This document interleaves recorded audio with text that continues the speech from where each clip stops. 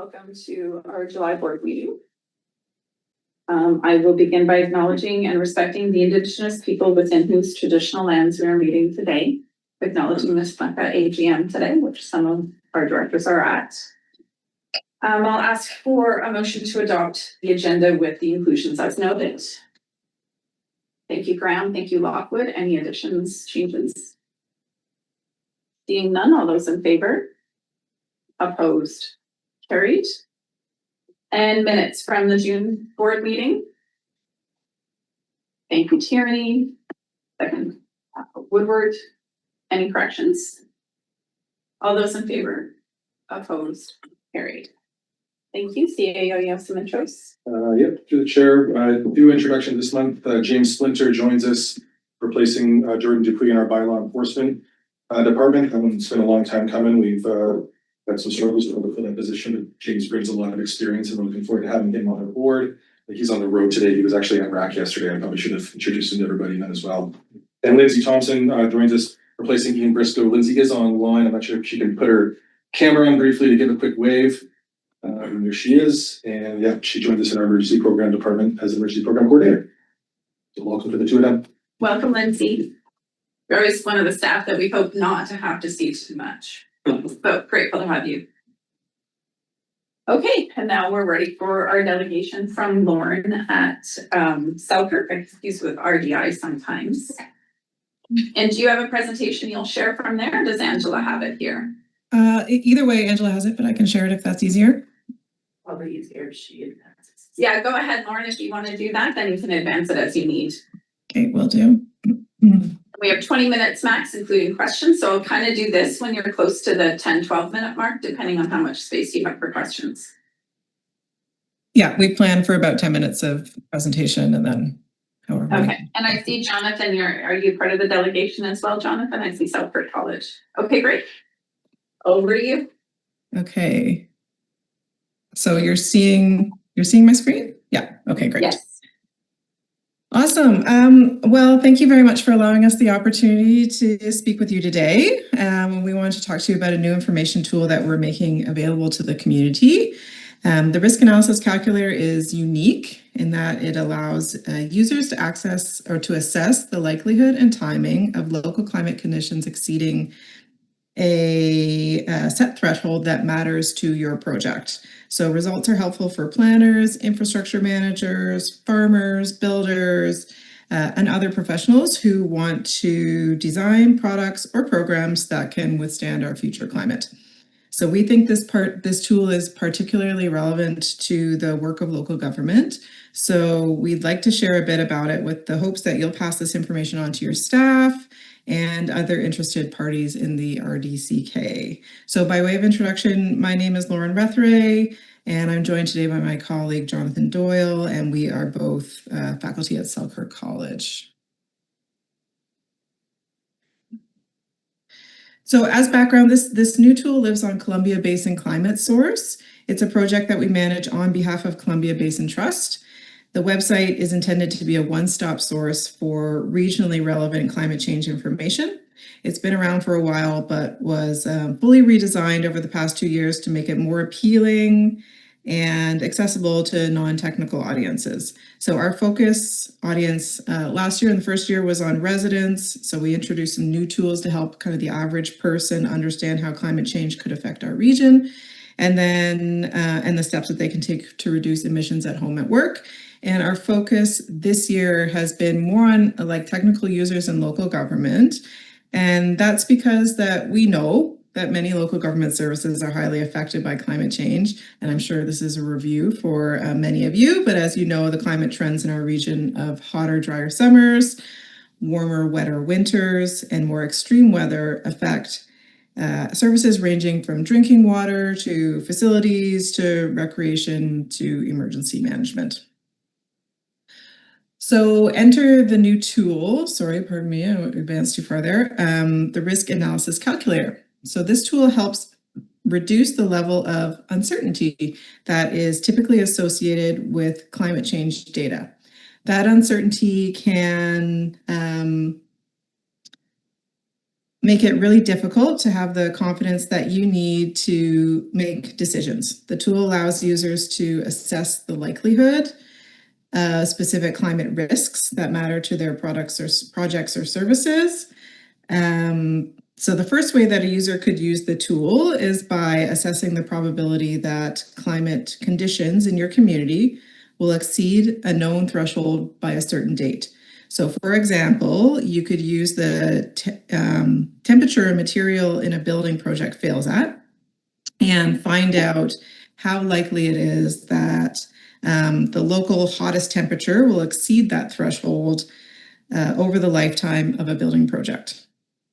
The other thing you can do if you're in the design phase of a project is discover the thresholds that you should design around given your risk tolerance level. So I know it might be hard to understand what those tasks mean in practice, so Jonathan will go over a couple examples in a minute here. It's also important to note that the risk analysis calculator is different from other available climate data tools because it's based on probabilities and risk rather than long-term averages. So in that way, it supports defensible decision-making that reflects an organization's specific tolerance for risk. It's also different because we designed it specifically for our region. It's built on a platform that was developed by a West Kootenay company, Climatic Resources Consulting, led by Mel Reasoner, who some of you might know. He lives in our region. And then adapted for Columbia Basin Climate Source by Jonathan and his team. So it's really a made in the Kootenays product. And one of the key pieces of value it offers is that the data are highly localized to our community. So most model data that are out there apply to big blocks of area, for example, 10 kilometers by 10 kilometers square around a community. The current models calculate the averages that apply to the entirety of that square. So of course, in mountainous regions like ours, we would expect to see variation in temperature patterns over 10 kilometers because alpine areas are a lot cooler than valley bottoms. And we see that really affecting the reliability of the data that we get from those other model products that are out there. So taking a look at the graph that's on the slide here, the black line is observed data, so it's actually measured at a weather station. And then the blue line is the currently modeled data available through those other tools. And you can see that it predicts much lower hottest daytime temperatures than the reality because of that issue we talked about with the mountainous conditions. And so the model data now available on the risk analysis calculator, which is the red line in the graph, has been calculated in such a way that it's much more reflective of real world conditions in Kootenay communities. And so I will now pass it over. Oh, sorry, I have one more slide that I want to cover here. The current version of the tool that's available now on Columbia Basin Climate Source. It includes data for 10 communities, including in the RDCK, Castlegar, Creston, Nakusp, and Nelson. And then 3 indicators: hottest daytime temperature, heat warning, and maximum one-day precipitation. Those were some of the indicators that we thought would be most relevant to the work of local governments in our region, which is why we prioritized them for this first iteration of the tool. And so now over to Jonathan for some examples of how the tool can be used in local government. Thanks, Lauren. Hi, everyone. So, yeah, this if when you go to the website, which we'll provide the link in the notes or somewhere, this is what you'll be confronted with or shown here. And so I'll go over quickly an example that might be relevant to the area, might be relevant actually right now. We take the climate data that is modeled, and we're able to localize it to our area, and then calculate what are called indicators. And so an indicator, for example, is here in this case, we've selected the heat warning indicator. And so that indicator is a way of representing temperature in a way that's like more relevant to decision making and money. And so in this case, it's, well, how many times has there been 2 or more days in a row where the daytime temperature is above 35? Okay, so we've had 1 so far in my area. And then that the nighttime temperature was above 18. And so these are the criteria that define a heat warning. And so if you have 2 consecutive days like this, that's a heat warning. And so we're able to statistically indicate how often that's happened or statistically predict how often that's going to happen in a given year under a certain circumstance. So you can see the top figure here has a gray line, very low, somewhere between 0 and 2 occurrences. And so this is how often historically we've expected to see the heat warnings to occur. And then the red line from there shows a modeled prediction for what the future could hold for this statistically. So this is an average of 16 models, and each of those models is technically an average of their ensemble. So there's something maybe like 600 model runs in this data. And so you can see that as time progresses, we sort of expect more heat warnings to occur. Okay, so what can we do with that tool, and how is it relevant to decision making? So we might find that I don't know, what all the municipal heat response actions are, but sometimes they might be, like an example of one might be to set up like cooling tents. They're doing that in some of the towns or cities, and that might take, there's certain costs associated to that. There's also certain costs associated to putting it up, tearing it down, and having it as non-permanent. So one decision that some places have been making is is this something we need to when's that break-even point or that tipping point of this needs to be a permanent installation, or at least more permanent infrastructure around it, rather than just trying to pull it up to save to save a particularly problematic time, and that's more or less what we're seeing these days. We'll get 1 or 2 weeks where it's a big problem. So when does that cost flip? And so what you can do, is you can set the tool to say, well, if we have 3 occurrences of more than 2 days, 3 separate occurrences of more than 2 days of a heat warning, then that means that, okay, we need to make a different decision, or we need to plan differently, or we need to, spend money in a different way. So we can set the risk threshold to 3, and you can see that if you can actually go forward. Yeah, so you can set the risk threshold to 3, and that's indicated on the top plot in the dashed line. So I don't have a laser pointer here. That would be helpful. Let's do it this way. And so, you have indicator of 3. And so on the bottom figure, what we have, if you want to go forward, Lauren, are 2 quantities that we've calculated. The solid line is the bottom line here, and that's the annual exceedance probability. So that's in 1 year. What's the likelihood for any specifically given year? What's the likelihood of us crossing 3?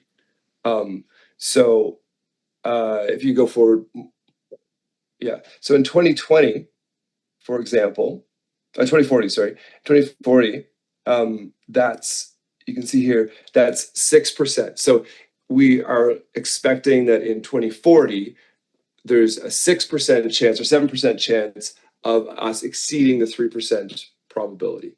Okay, so that's not a huge number. Lauren, you can pop it forward again if you want. In 2060, it's 30%. You can see the top number is 30%, and that's this bottom line here. So we're 30% likely for us to exceed that probability of 3 times per year. So that's relevant, but what's more important to look at is the cumulative probability, and that's this dashed line, because this is just a function of this is how statistics work, but every given year might have a probability. But what's actually important is from our starting year right now, 2026, between now and then 2040, what's the probability of it happening at all? And so the likelihood of it happening between 2026 and 2040 suddenly goes up a lot, and that's 47%. So we're likely to see this threshold of 3 times being crossed by nearly 50% in the next, I'm very bad at arithmetic, between 2026 and 2040, whatever that number is. And then further to that, you can see if you were to take the cumulative probability between now and 2060, we see that's 98.2 probability. So this is a different way of looking at the statistics, but a pretty meaningful way, because this is like an actual tangible and realistic thing. So what happens when we're accumulating these probabilities? And so then this is one way the tool can be used, and I do have to, just in the interest of time, go really quickly. But if you progress, Lauren, the other way we can do it, this is a different example, but this is around like temperature thresholds on infrastructure. So like what temperature building like a bridge or a certain metal or asphalt might fail at. Instead, what we can do is flip the question and say, like, what's the likelihood that that in the next 50 years, so by 2076, that we are 5% certain this thing won't happen in the cumulative probability. And so if you invert this tool, suddenly you have a design threshold, and we say, if we want to be certain that this threshold will not be crossed by 95% certain, or 5% that it will happen, then we can design around 45 degrees. And so this is great because we can give this number to the engineers, and they love these numbers because that's how they assess risk. So they put risk thresholds on things, and then they design around that and say, okay, well, we need to make sure our metal won't fatigue, our grounds won't crack up to 45 degrees, and we can be, certain, we can be confident that the thresholds won't be crossed for the next 50 years. And that's the idea behind the tool, and that's as good as good as we can get for these models. Good to know you're at 15 minutes, and we do have a couple of questions. Okay, yeah, that's it for us. We just wanted to wrap up by reiterating our request that it would be great to, if the directors could share, and managers at the table were able to share the tool with the staff responsible for making climate affected infrastructure decisions at the RDCK and at member municipalities. And then we're also looking for input, because we do have a bit of budget to expand this tool this year. And so if there are other communities that you would like to see involved, we're a little bit restricted on what we can include based on who has good historical data. But if there's other communities you want to see, we'd love to explore that possibility. And if there's other indicators that you would love that are particularly important to the work that you're doing, we'd love to hear about those too. And there's the website, basinclimatesource.ca, and you can navigate to the risk analysis tool. Okay, so I'll close the presentation now, and we'll take questions. Great, thank you so much. So Director, we do have 5 speakers, so I'm gonna ask you to be as concise as you possibly can. So David Off, go ahead. Thank you, Lauren. Good to see you again. I view this as a predictor of heat domes. I think that's a really good way to summarize this. Like, when are we going to have the next? How many heat domes are we going to have? Blah blah blah. The question I have for you, Lauren, is how important is it for local government right now to advocate for continued provincial government funding of the local government climate action program, because they are not including it in their future projections, and I know other municipalities are taking action in this. So how important is that for us to do? And are you aware of anything happening on this from your perspective? Yeah, I think respectfully, thank you for the question. I think in terms of providing direction to the RDCK, or providing suggestions to the RDCK in terms of lobbying priorities, that's not really our priority today. We wanted to share the tool. I think the evidence is clear. You can see it all through the tool. And it's not just heat, right? We've also covered rainfall in here, and there's other indicators that we can bring in. Drought is one potentially that might be of interest. I think that what the tool makes clear is that there is, and we all know this by now, but this just supports the fact that there's issues that are creeping up and will continue to get more prevalent as the decades roll on. And I think what this tool does more than, it just kind of provides some certainty and exact figures that I know this infrastructure managers are looking for. Thank you. Director Jackman.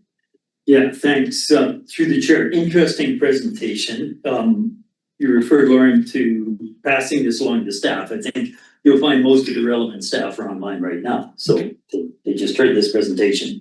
there's too many technical parameters here to really appreciate during this kind of introduction. But you made reference to a risk tolerance level, and I just want to highlight, we're being advised by others that we should have a risk tolerance level for floods, for landslides, now for heat response. To me, local governments should not be in the business of trying to plug in those kind of numbers. That's the job of the province. It's a much bigger thing. So whatever connections you have with the province and however this model rolls out, we shouldn't be community by community trying to set different risk tolerance levels. We need guidance by the province, because otherwise we're going to get ourselves into trouble down the road because one community is not doing as well as the next. So that's my observation.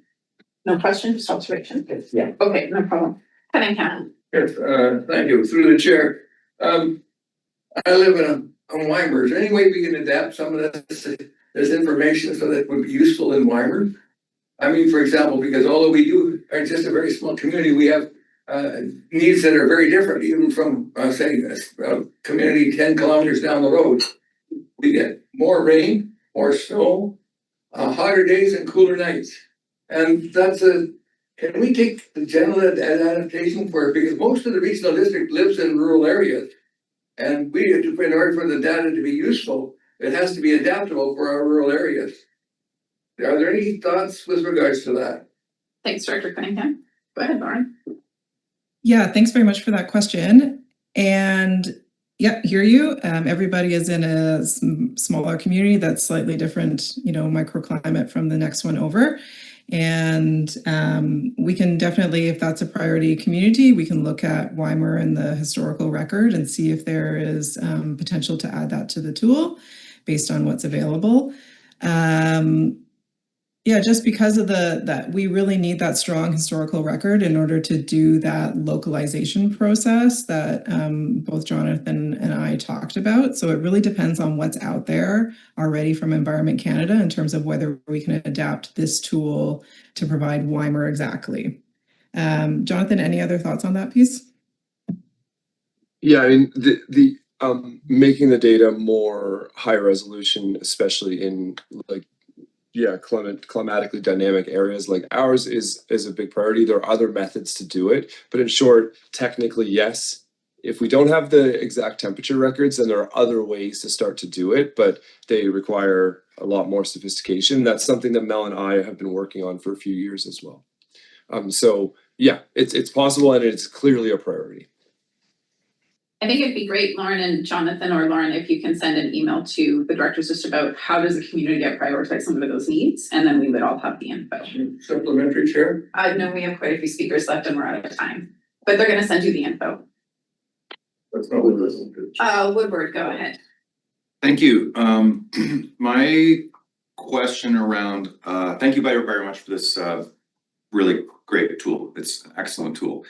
My question around this is, from what I'm seeing, this is going to have a massive effect on water supply. So in terms of snowpack and how we deal as a region with how much water we have. Could you comment a little on, is there an ability to relate this to, instead of just hot days, to like threats to snowpack? Snowpack, Jonathan, is that? So the short answer is that the climate models are able, like the ones that we're using at this high resolution, just because of how complicated cloud microphysics is, we're able to have a proxy of how much water is possible to fall. And so we do have to make some assumptions on well, if it's cold, it's snow. If it's not, that sort of thing. But around the shoulder season, it becomes difficult to know what phase is it actually falling and in which way is it accumulating. And because I think what this generation of models is not quite capturing, what the next one really will, is what we're seeing where actually the average precipitation over the year isn't exactly changing. It's slowly going up. But what's more important is it's all consolidated into 2 weeks or something. The time over which it's falling is different. And you've noticed that if you live in Weimar or anywhere. So I think that the next generation of models, which are set to come out soon or start working on them soon, will capture that particular mechanic So instead, in the meantime, what we have to do is look at the historical data, look at what our models predict, and figure out a way to make one inform on the other. And so there is research to support that, and we are working on that. And we do currently have these climate models being attached to hydrological models, and we're working with to predict how that would affect like groundwater, flooding, and that sort of thing. It's not embedded in this tool yet, but that's sort of, we have lots of stretch goals, and that's one of them. Great, thank you so much. Thank you. So similar to the question I had, which was similar to the water monitoring, we do have a lot of funding that we put into different water monitoring. Given the province doesn't do that anymore, one of the many things the province doesn't do anymore, unfortunately. Combined with that is they are no longer doing the avalanche monitoring. What I'm curious about is how does that affect your research, A, and B, are you able to integrate all of the data that is being collected by the various parties? We have a presentation later today, which is actually our second delegation, but later in the meeting for floodplain management. And so there's a lot of data coming in on our GIS for that. So how are you able to access data from other parties and use that to inform your own or the Selkirk's modeling? Yeah, it's a good question. Thank you. So I think one thing just quickly, it's not always clear why we need longitudinal scientific data studies sometimes. And this is a great example of why we can't stop measuring things, because like when we do, even though it seems like, oh no, we have a good handle on it, when we go to then use tools like this or try to understand why something has changed and we don't have that longitudinal record, there's nothing we can do. We're blind. And so this tool can be relies on historical records, all the climate modeling, and our ability to localize it to smaller communities relies on high quality historical records. So we need those to integrate with that. That being said, for avalanche, no, we haven't started using that data directly. However, that's another direction that we've been thinking about going as far as the in the hydrological sphere, like avalanche and water slide or mudslide, whatever, landslide, is all things that we were interested in working on. We have been doing some projects like at Selkirk, like monitoring snowpack, and then also using LiDAR to look at avalanche, around whitewater and stuff, and that could lead into synthesis in a tool like this for sure. Thank you so much. Always difficult to end these important conversations. I'm sorry we do have limited time, but thank you for coming today. And perhaps we'll see you at some of the conferences and we can dive in deeper. Thank you for your work. Thanks very much. And if you want to stick around for our floodplain management conversation, it might be of interest to you, if not. Thanks very much. Bye. Thanks, Lauren. Thanks, Jonathan. Okay, folks. Yeah, and just to be clear, we do have another delegation that will be a bit more time consuming for good reason. So that is partially why we're really trying to stick to time today. Okay, committees and commissions. All rec committee. Director McFadden, do you want to make that motion? Yeah. The board directs staff to prepare a draft policy regarding unstaffed indoor fitness recreation facilities. We have a second. Thank you, Tierney. Discussion. Pretty straightforward. All those in favor? Opposed? Carried. Okay, 3.1.2. These are motions from the commission. We have two other sections of information. We can just go through them if you'd like. I think Director Hanegraaff is the chair of this commission, or is it? It's actually director or Okay, whoever would like to move these, go ahead, and or if you would rather have an overview from staff first. I can do them in-house unless someone needs to. Okay, go ahead. Yep. Number one, that the board approve inviting Scott Builders Incorporated, Smith Brothers and Wilson Construction Incorporated, and Pleasant Top Mass Timber Incorporated to participate in the stage 2 negotiated request for proposal for the Cascaron District Arena and Walking Track Project, and authorize staff to issue the RFP to those proponents subject to final administrative confirmation, and the add furthers as written because there's a whole bunch of them. Thank you. Is there a second? I'll second it. Thank you, Hanegraaff. It's on the floor. Any discussion? All right, all those in favor? Opposed? Carried. Go ahead if you want, Director McFadden with the next one. Yeah, number two, that the commission recommend the board approve a fulsome public engagement program of up to $45,000 for the Casper District Arena and Walking Track project, funded through the reallocation of $12,000 from existing advertising budget in the arena. Casper Area I and J funded through, Service 222, $15,000 from General Administration, Service 100 for anticipated 2026 surplus, and the remaining $18,000 from the City of Casper and Area J. Conditional on those, the rest of this and further, there's a lot of it. Thank you. Do we have a second? I'll second it. Thank you. Discussion. Director Lockwood, go Can ahead. I just ask a question that, so if area I is included in the top part, how does, it says area I and area J, Casper I and J, and then it doesn't get included in the next part? In the 18,000? So there's 3 different ways money is being compiled together in one motion? Yeah, go ahead. Through the chair, so Area J is a participant in Service 222, S222, which is, Area. Area I and J are both participants in 222. So they're providing some of the funding, but Area I is not a participant in the new service, so they're not providing the additional funding. So there's three parts to funding this 45,000. And so it's a bit complicated. We're getting it from 3 buckets. So 222 includes Castlegar, I and J, but J and Castlegar are also providing additional funding on top of that. And areas I and Castlegar are the only 2 participants in the Jay and Castlegar. J and Castlegar in the planned service. Thank you, I'm so sorry for staff. Yeah. I do have David off. I'll come to. Yeah, go ahead, Director David off. Yeah, thank you, Chair. So it would be no point in asking for area I to be removed from this because I'd be outvoted at the rec commission. So that's why it's there. It doesn't matter what area I says about this, is that I'd be outvoted at the rec commission. So I'm not taking any position on this. Thank you, Chair. Further discussion on the motion.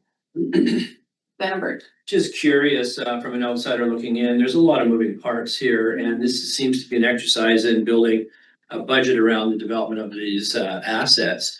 So how does one stay on top of where one sits in all these motions and all the money that's moving through? Is there a quick way to get a hold of Yev and say, what is this budget looking like? Where are we at? So on and so forth. Just wondering, speaking for the benefit of people who are benefiting from this. So there is a budget there's a report that came last night that was added to the addenda that Yeb will speak to that kind of brings all of that together. Okay. And that's where there's 3 different spots where this is on the agenda. One is these are commission minutes. So those motions have to come to us. There's also bylaws going forward because they have to create a service.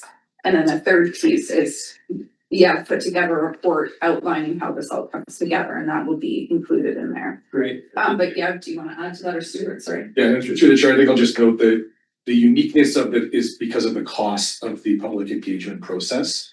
Normally, when we're doing public engagement around a referendum, we wouldn't come here with a report like this that breaks out all of these different pieces to try to fund it. Normally, we would just fund it through S100 because it's part of the referendum costs, but usually it's not $45,000.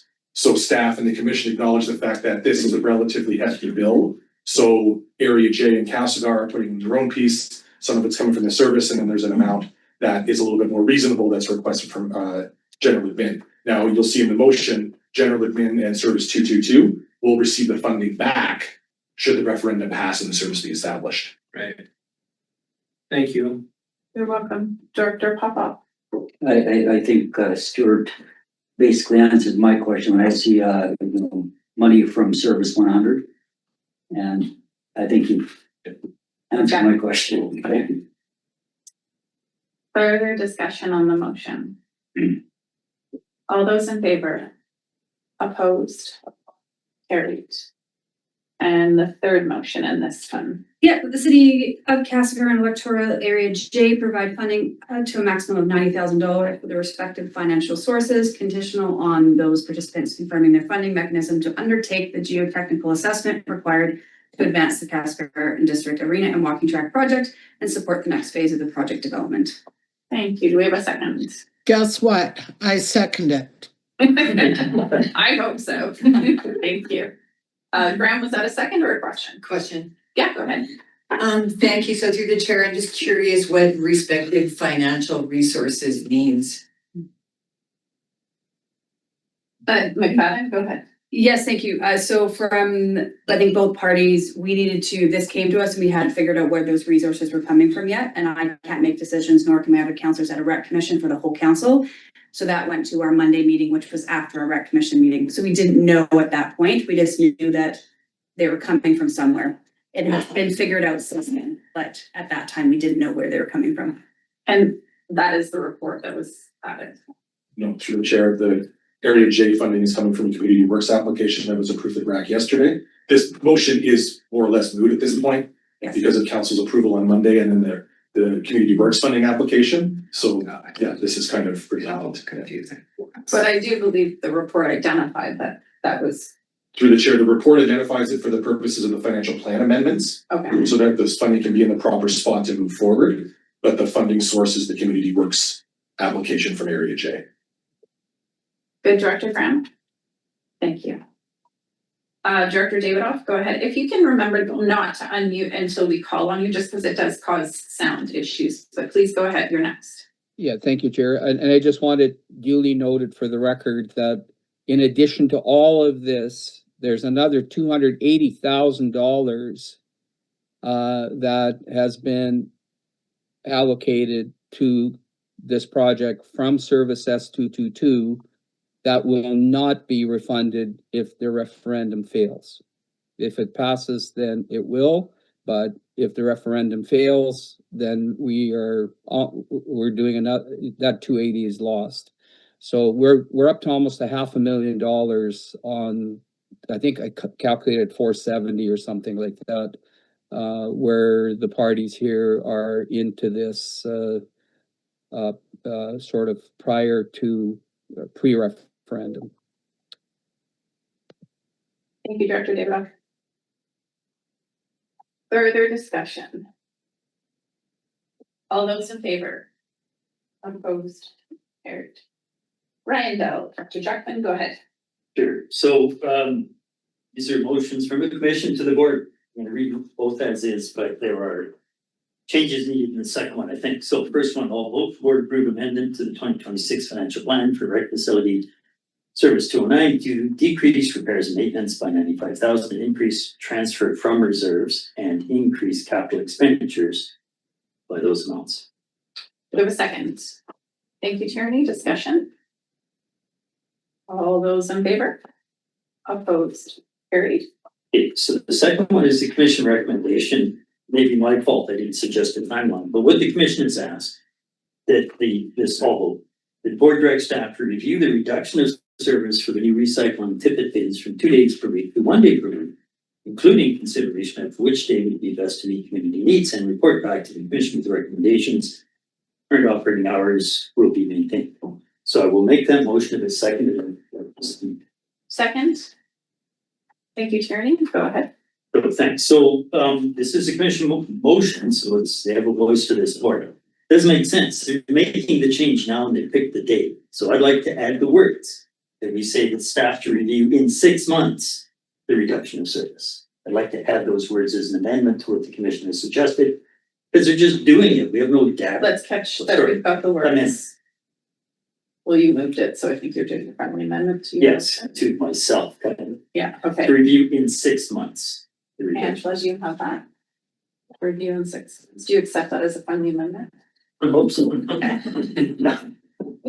I wasn't gonna tease you today. Oh, come on. Good for that. Okay. Go. You good? I've got Uli. Yeah. Uli, go ahead. Can I ask for clarification regarding which day meets best the community needs part of that resolution? If I might. I think Wednesday worked. It worked for staff. It worked for where the other transfer stations that are within reasonable proximity are open. I think Wednesday is the day that they've settled on, so we should just start with that. That's what we settled on. Sorry, I misunderstood this resolution to need that we review it again. In 6 months, sorry if I may, Chair. Yeah, if you need to do it here, if it can go on offline, Yeah, that's great. then we'll open. Okay, That's everything. as long as it doesn't affect the motion, you guys can work it out. It does. Okay. All those in favor? Opposed? Carried. All right, back to Director Jackman for joint resource. So we had put a lot of quite a lot of rack as well, so I'm gonna suggest blocking a few of these, but not the first one. First one is all vote impacts entire RDCK. Move the board directs staff to initiate landfill gas facilities design and planning for Virginia in 2027, estimated cost of 50,000 and further as noted. Do we have a second? Thank you, Weatherhead. Discussion? All those in favor? Opposed? Carried. Next two are both all vote weighted. I'd like to move them as a block. This is in order to put funding in place prior to going out for Eco Depot RFP. So I'd like to move, as per the agenda, items 2 and 3 as a block. Do we have a second? Thank you. Does anyone need to discuss either one? All those in favor? Opposed? Carried. The next three, I'd like to try and move items 5, 4, 5, and 6 as a block. They are all extensions of the lease or license of occupation for various sites at which we operate. So I'd like to move as per the agenda 4, 5, and 6 as a block.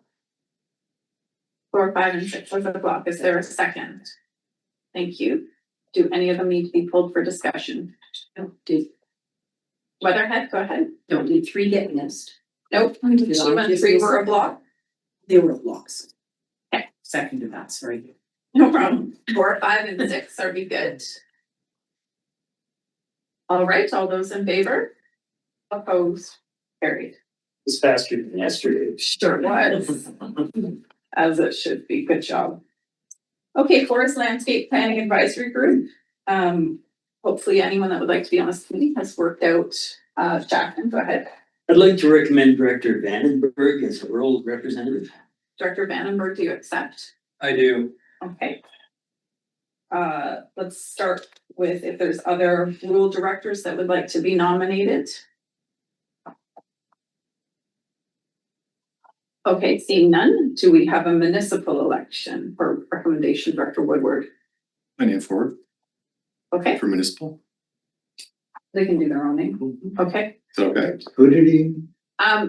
As an alternate, it is a bit tricky because Oh, right. Paige is the one that would be reporting to us, so I'm not sure how that works. I didn't hear the name. Woodward, he nominated himself. Well, I don't want to make it complicated because that's too much of a problem. I think it does make it tricky with an alternate being the appointee. Well, through the chair, we would just expect Director Woodward to provide a written report on attending meetings. Okay. Vandenberg. Just for clarification, as I reread through, all this context and information, it may be that the city of Nelson is already participating.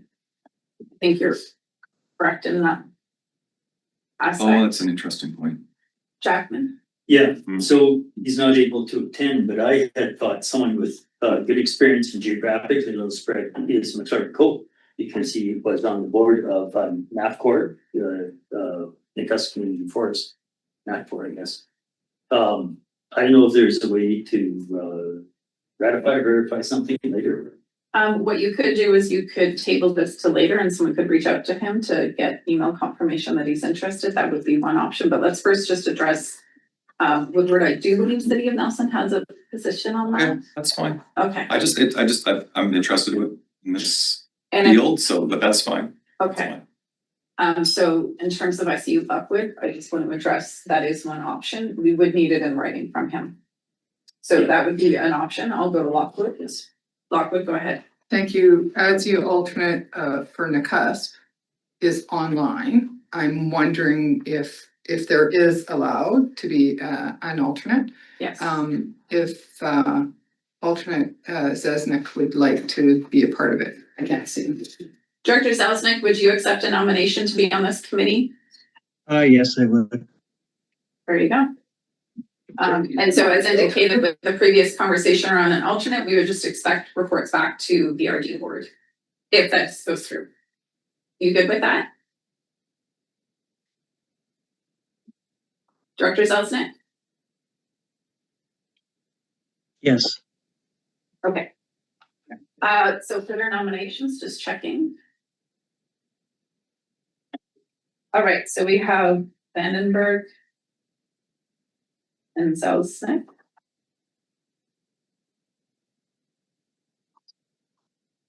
No others, would someone like to move the motion with those two names appointed? Leatherhead, second Woodward, discussion? Jackman? If I can, and you know, this is for Kootenai Lake, which is just the beginning of many, many of these. There's others in stream already. So I just want to note, I was looking for the geographic expansion, and Zelznick is a great idea because this will become more than Kootenai Lake, and we need those other perspectives in this conversation.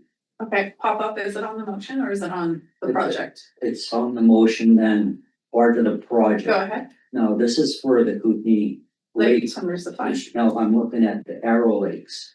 But I would support Selzman being in there because eventually we might be looking for appointees for the Arrow Lakes Forestry District. Question, or you're just commenting? Just a comment. Okay, great. Weatherhead, Just a question, and I, through the chair, can anyone listen in on these meetings? that I don't know, they're not our meetings. They're not yours, right? This is an external appointment. Okay. Just curious. This was actually our request based on when we received the referral at Rural Affairs. So that's why we're adding this in. They didn't ask us to do this, we're asked to be involved. So the expectation is, as all external committees, whoever's appointed to this reports back to our board, which is why I did want to verify with an alternate that they were going to be able to do that. Vandenberg knows the process. So that is the expectation. And by all means, when you're on an external committee, if it involves other areas, it's great to do that pre-conversation with your colleagues as well. Okay, we good? Did someone move the motion with the two? Yes, thank you. All those in favor? Opposed? Carried. Thank you, Vandenberg and Zelznick.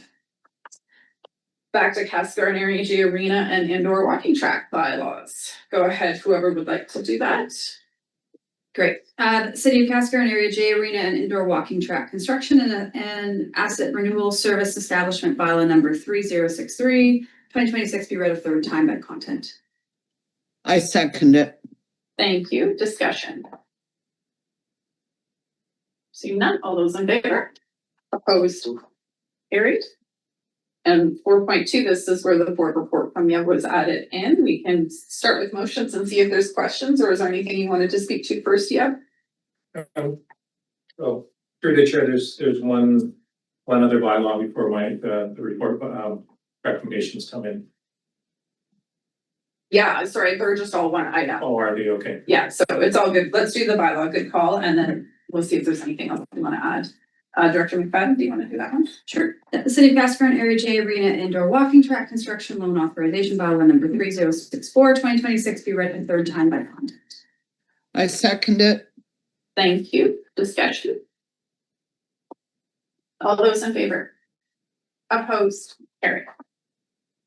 Okay, and now we're into your report and additional motions. Is there anything you wanted to add, or just go with motions and see if there's questions?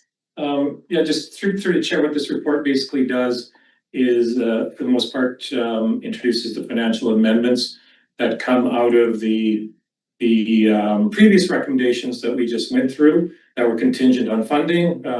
Area J and the City of Castlegar confirmed their funding, so now we are able to proceed with the financial plan amendments. Thank you. Who would like to do those motions? Go ahead, McFadden. Yeah. That the board approve an amendment to the 2026 financial plan for Arena Cascar and Area I and J Service 222 to increase external contributions and contracts as written. Do we have a second? I second it. Thank you. Discussion. All those in favor? Opposed? Carried. Go ahead, McFadden. That the board approve an amendment to the 2026 financial plan for general administration service S100 to increase current year surplus by 15,000 and increase contracted services by 15,000. I second it. Thank you, Hannah Graff. Discussion. Vandenberg, go ahead. Yeah, just a question now, why is that coming out of S100? Through the chair, this was related to the second motion. If you go back to 3.1.2, there was the motion talking about the $45,000 public engagement. Oh, it's in and out? It's basically a financial plan amendment to address that motion and where the funding is coming from. Quite confusing, and I'm not here with the public. Yeah, so maybe just clarify that. Why is it coming from S100 to begin with is the question. So through the chair, if we don't have, so there's two types of referendums. There's a referendum for a service that already exists, and there's a referendum to establish a new service. When we do a referendum to establish a new service, we need to fund the cost of that referendum, polling stations, advertising, etc. That funding, based on the Local Government Act, has to come from the General Administration Service. If the service is established, we pay it back. If the service is not established, General Administration has to pay for that funding. In this case, as mentioned before, the $45,000 public engagement is a little bit over and above what we would normally spend on something like that. So only $15,000 is being asked for from General Administration. The rest is coming from an amendment to the Service 222 budget and individual funding from the City of Castlegar and Area J. Good. So this financial plan amendment puts that $15,000 in general admin in the appropriate place so it can be funded, so the public engagement piece can be funded.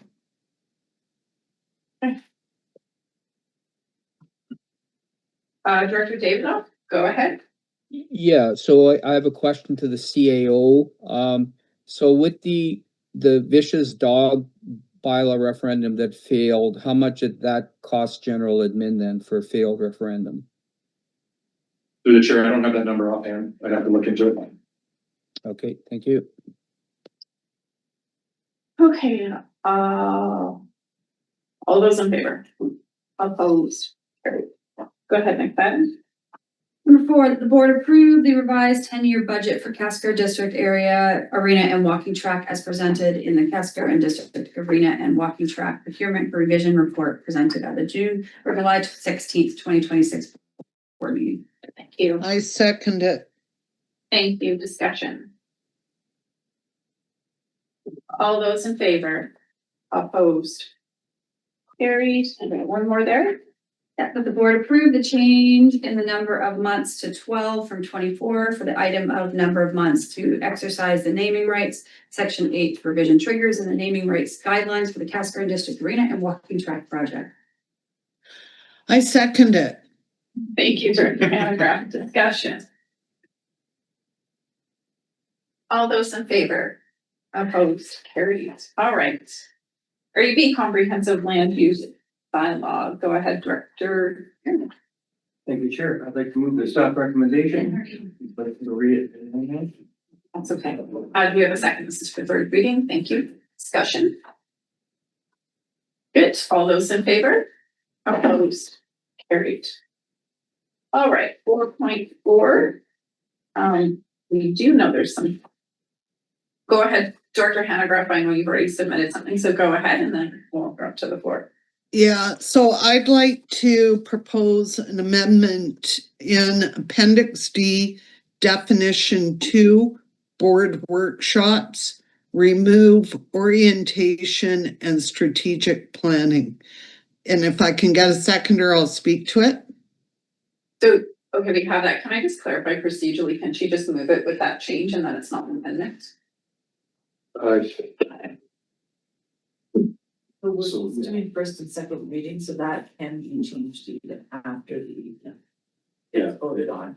We're only going to second reading, so the bylaw still can be revised. But it's not currently an amendment because there's no motion on the floor. It's just moving that change. Through the chair, correct. I think having something in the minutes indicating that a change was made before first and second reading would be appropriate. Okay, but moving it as a motion. Yeah. Okay, sorry, Director Hanegraaff, I just need to clarify. So it's a motion, it's not an amendment, and we're good. It's on the floor. Okay, so when the remuneration committee met, we specifically discussed both orientation and strategic planning as events that would attract stipend. So it does not belong, those two items do not belong in the board workshop definition, which ties back to the 6 workshops that will not attract stipends, the first 6. So removing those two just accurately reflects first the past practice around those events and the discussion that was held by the remuneration committee. We have to find a better word. At least we know it's remuneration now. Thank you, Director Hanegraaff. So motions on the floor. Jacqueline, go ahead.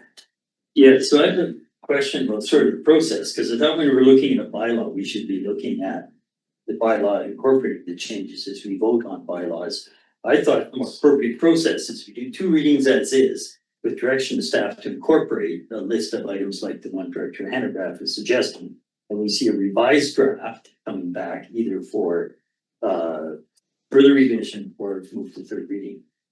Well, that's why I did ask staff first what the right process was, and I think either way we get a revised draft with those changes. Yeah, through the chair, you could table this, do 2 readings and then come back to it as a motion to direct staff to make the change. And bring it back for 3rd reading. You could do that, yeah. But it has the same outcome, does it not?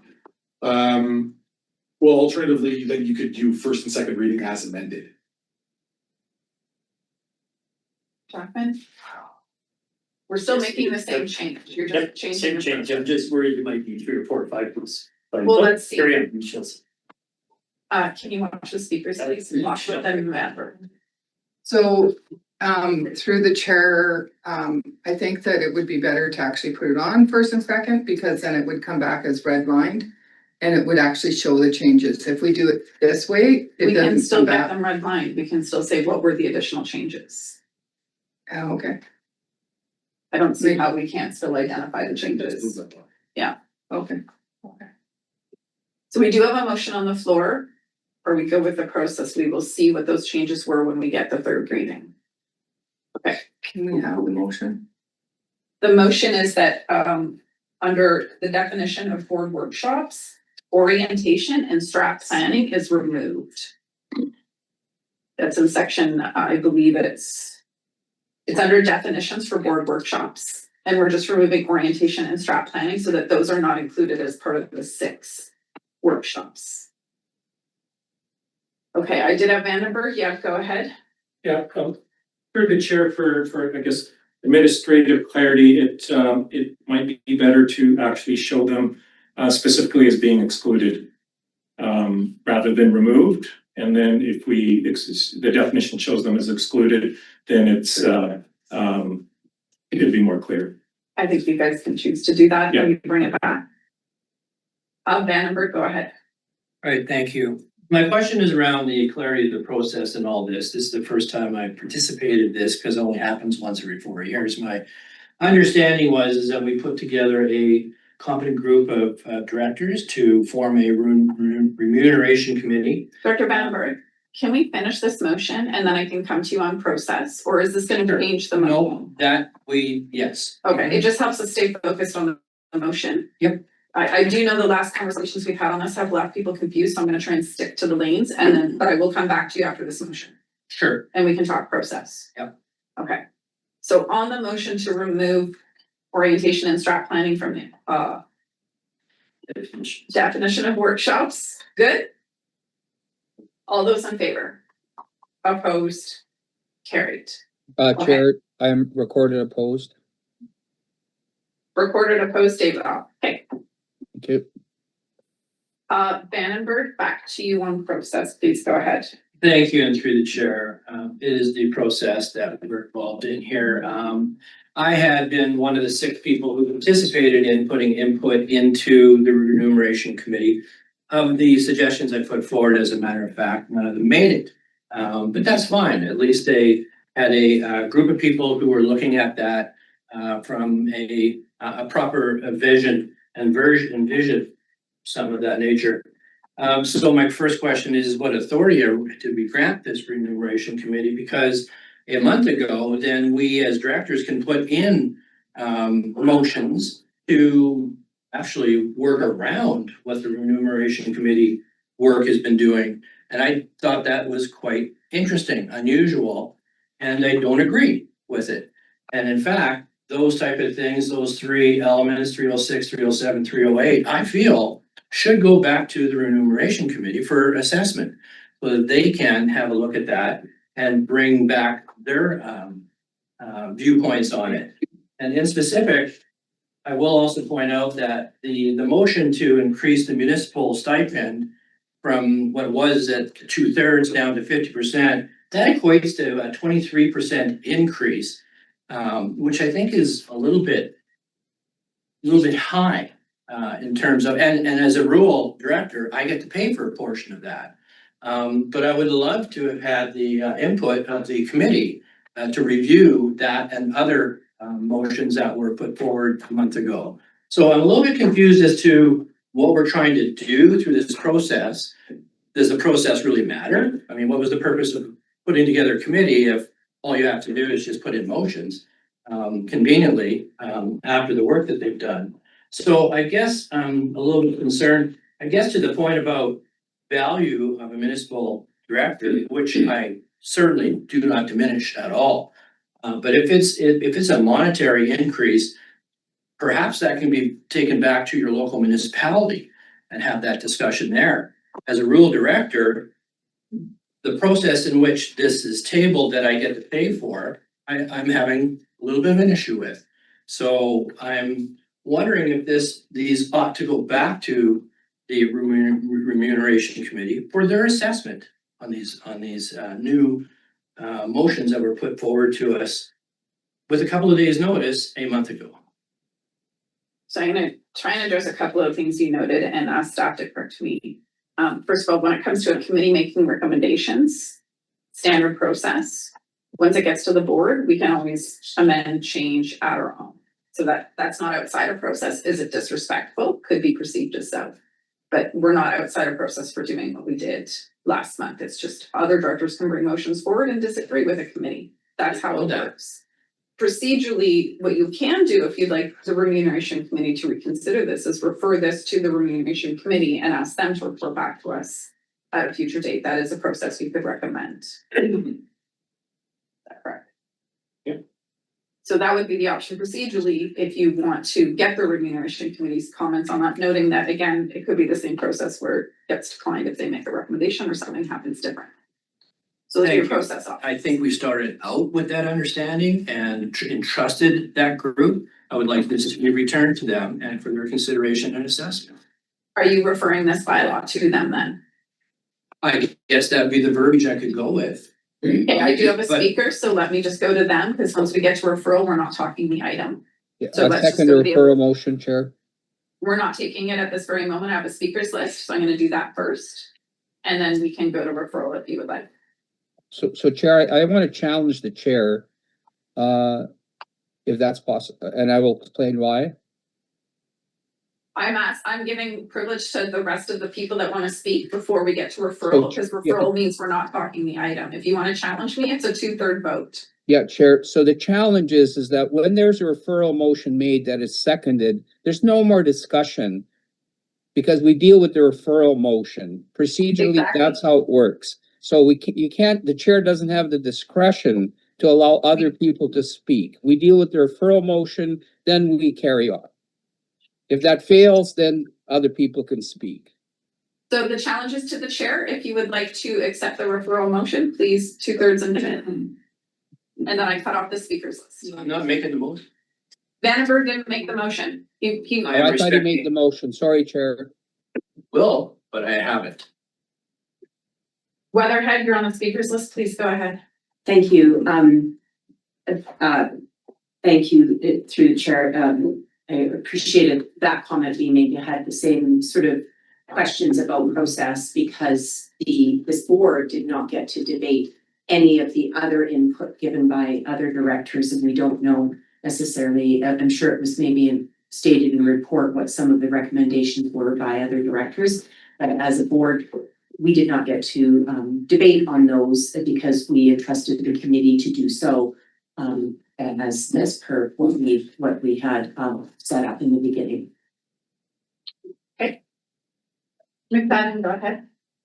Yeah, and I welcome the chair of our committee to weigh in too, but since I'm here in the room, I would say that because all these motions came, I agree and take the sentiment of my past two directors that it seems weird to have a committee that you've entrusted and then come back with a whole bunch of motions to change some of that. But in saying that, this is what the whole board already have voted on as a board. So for us to take them away and come back and say, we think something different, chances are the board is still gonna override us if this is what they voted on. So I think we're slowing down the process by sending it back to the committee. Although I take the sentiment and agree with the sentiment that we had some pretty fulsome discussion with the whole entire board on these. But I would hope that next time you actually think through the people you put on that committee and your input and then trust them to do so we don't end up with this process again. But I don't think it's of benefit at this point to send it back to this committee and bring it back since the whole board already voted on these motions. That'd be my perspective. But fellow committee members, if you want to add anything, go right ahead. I got Pop-Off, Hanegraaff, and Vandenberg. Go ahead, Pop-Off. Yeah, through the chair, I would agree with Director McFadden and the statement that she made. Having sat on the former remuneration committee, we had this issue resolved by the end of March. We're into July, and by the time we go back and forth, elections are coming up. The committee looked at all those, and if you read all the minutes of the committee meetings that they had, they did consider it to a certain degree, but no real explanation was given why they were discarded, were not considered. So I would not support going back and forth. You would not support the referral, is what you're saying. That's right. Okay, thank you. Hanegraaff, over to you. Yeah, I also speak against referral. I mean, it's one of those things. How do you unsee what you already saw? The motions were made at the last meeting. They were amended and voted on and all the rest of it. I mean, part of the struggle this committee had was the fact that we only had input from 6 directors. And so certain items, one person put forward, let's say there was one suggestion that would to follow through on, we made the assessment, the cost to make that change would be prohibitive, sorry. And so the notion was not put forward to the board. That is the legitimate work of the committee, in my view. We get the feedback, we make an assessment, and we decide what to proceed with and what not to proceed with. People didn't like it. Motions were made at the last meeting. From my perspective, it's done.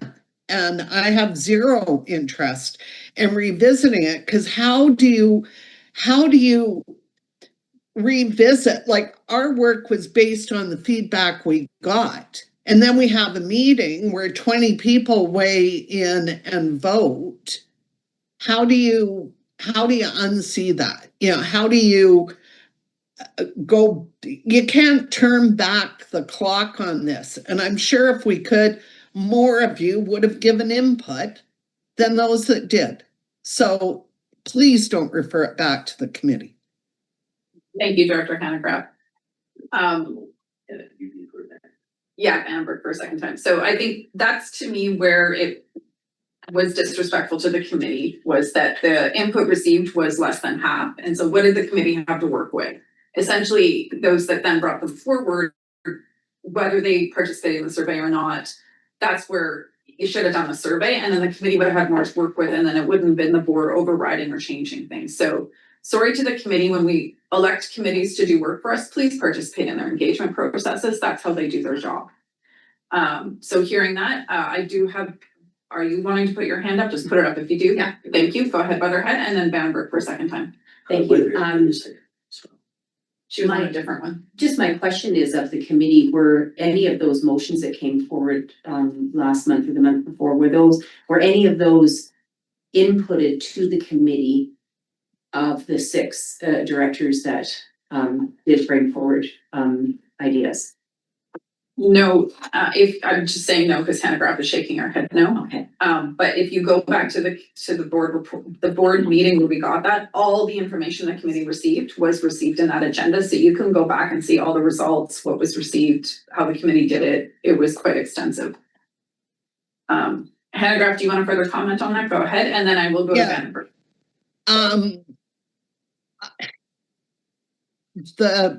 The motion on the municipal directors, that was never, there was a very general statement around,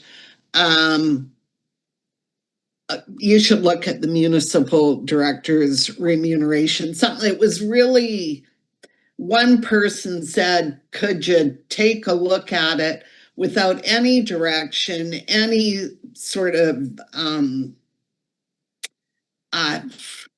rationale for the change.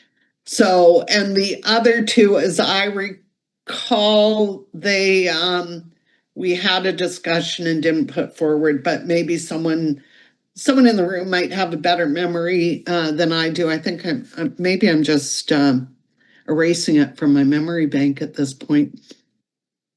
I think if you'd like the historical, you can go back to the board meeting and read all the information again. We're here now. So I'm gonna go back to Vandenberg. Vandenberg, back to you. Great, thank you. To the chair, appreciate the conversation and the feedback. Appreciate the work that you all did on this. I do feel as though by the time that I realized what the motion was, had time to reflect on it and do the calculation on it, I am now a month to today. So I just didn't think that that was, William, we do this one time in 4 years. I think it needs to be done right. And I do appreciate that the committee would like to move on, as everybody would. But my motion would be is that we remove the resolution 308-26, which is the municipal stipend. Once again, I don't think it's appropriate to ask for a 23% increase. And then we as rural directors have to pay for that. Okay, hold on. Procedurally, you can't remove a motion. It's just removing it from, it's making a change. So can you tell me the wording on that? We're not removing a motion. It was a resolution in the report 308. Through the chair would be that staff be directed to amend the bylaw to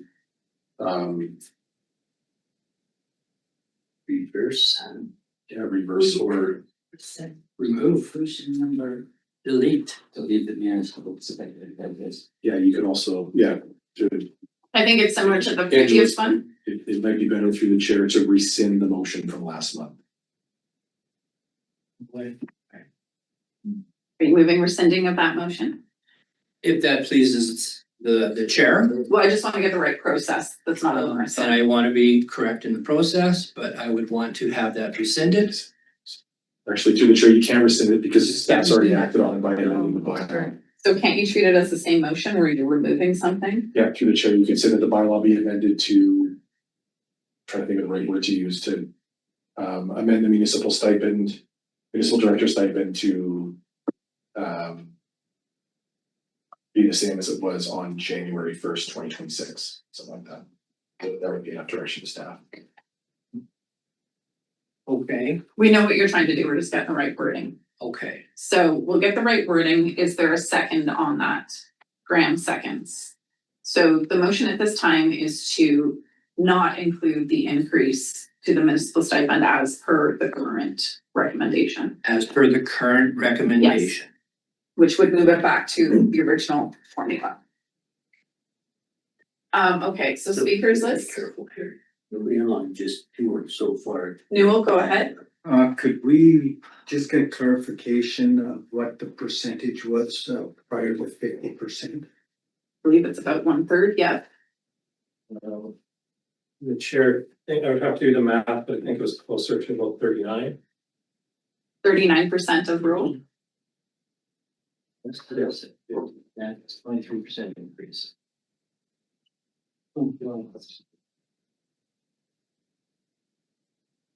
Sorry, do you have the answer? I didn't quite hear it. Through the chair now, I just have to do a quick calculation to confirm. Yes, through the chair. My computer's frozen. I just have to restart it.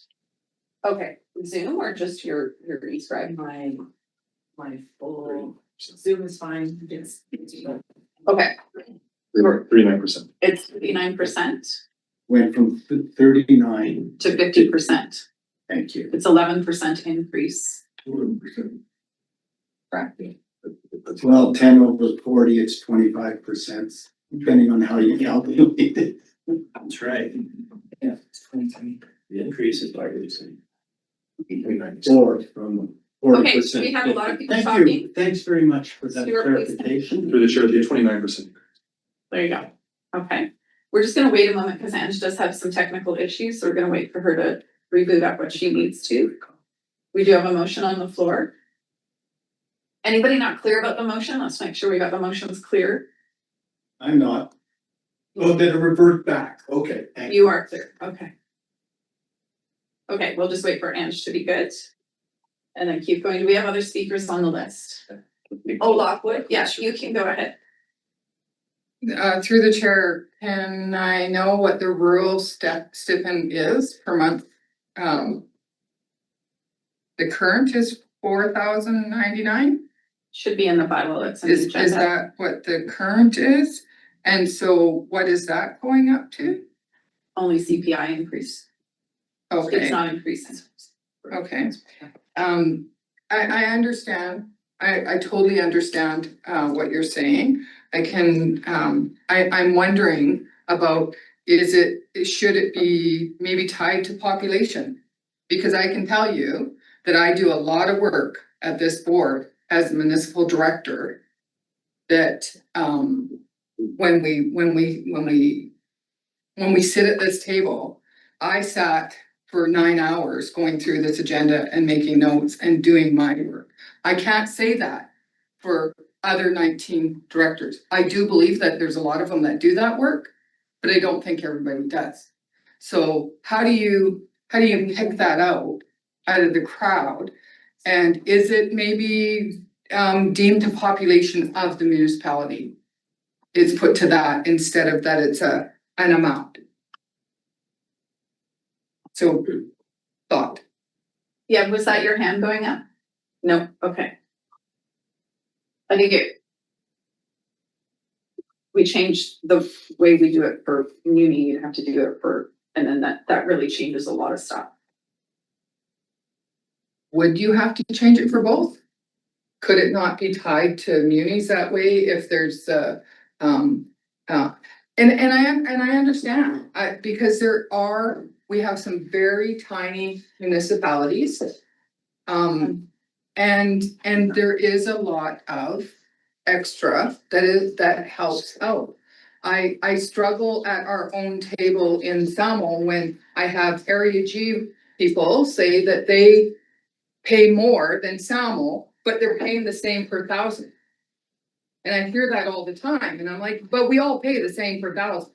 So is it because one area decided to incorporate or not incorporate? Like, there's a whole bigger conversation, and how much each place, you don't know who's sitting around the table next time.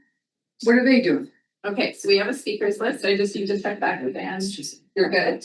Okay. So on the speakers list, we have Pendergrass, Annenberg, Jackson, Munn, and Paul. Pendergrass, go ahead. Okay, so based on the feedback we received,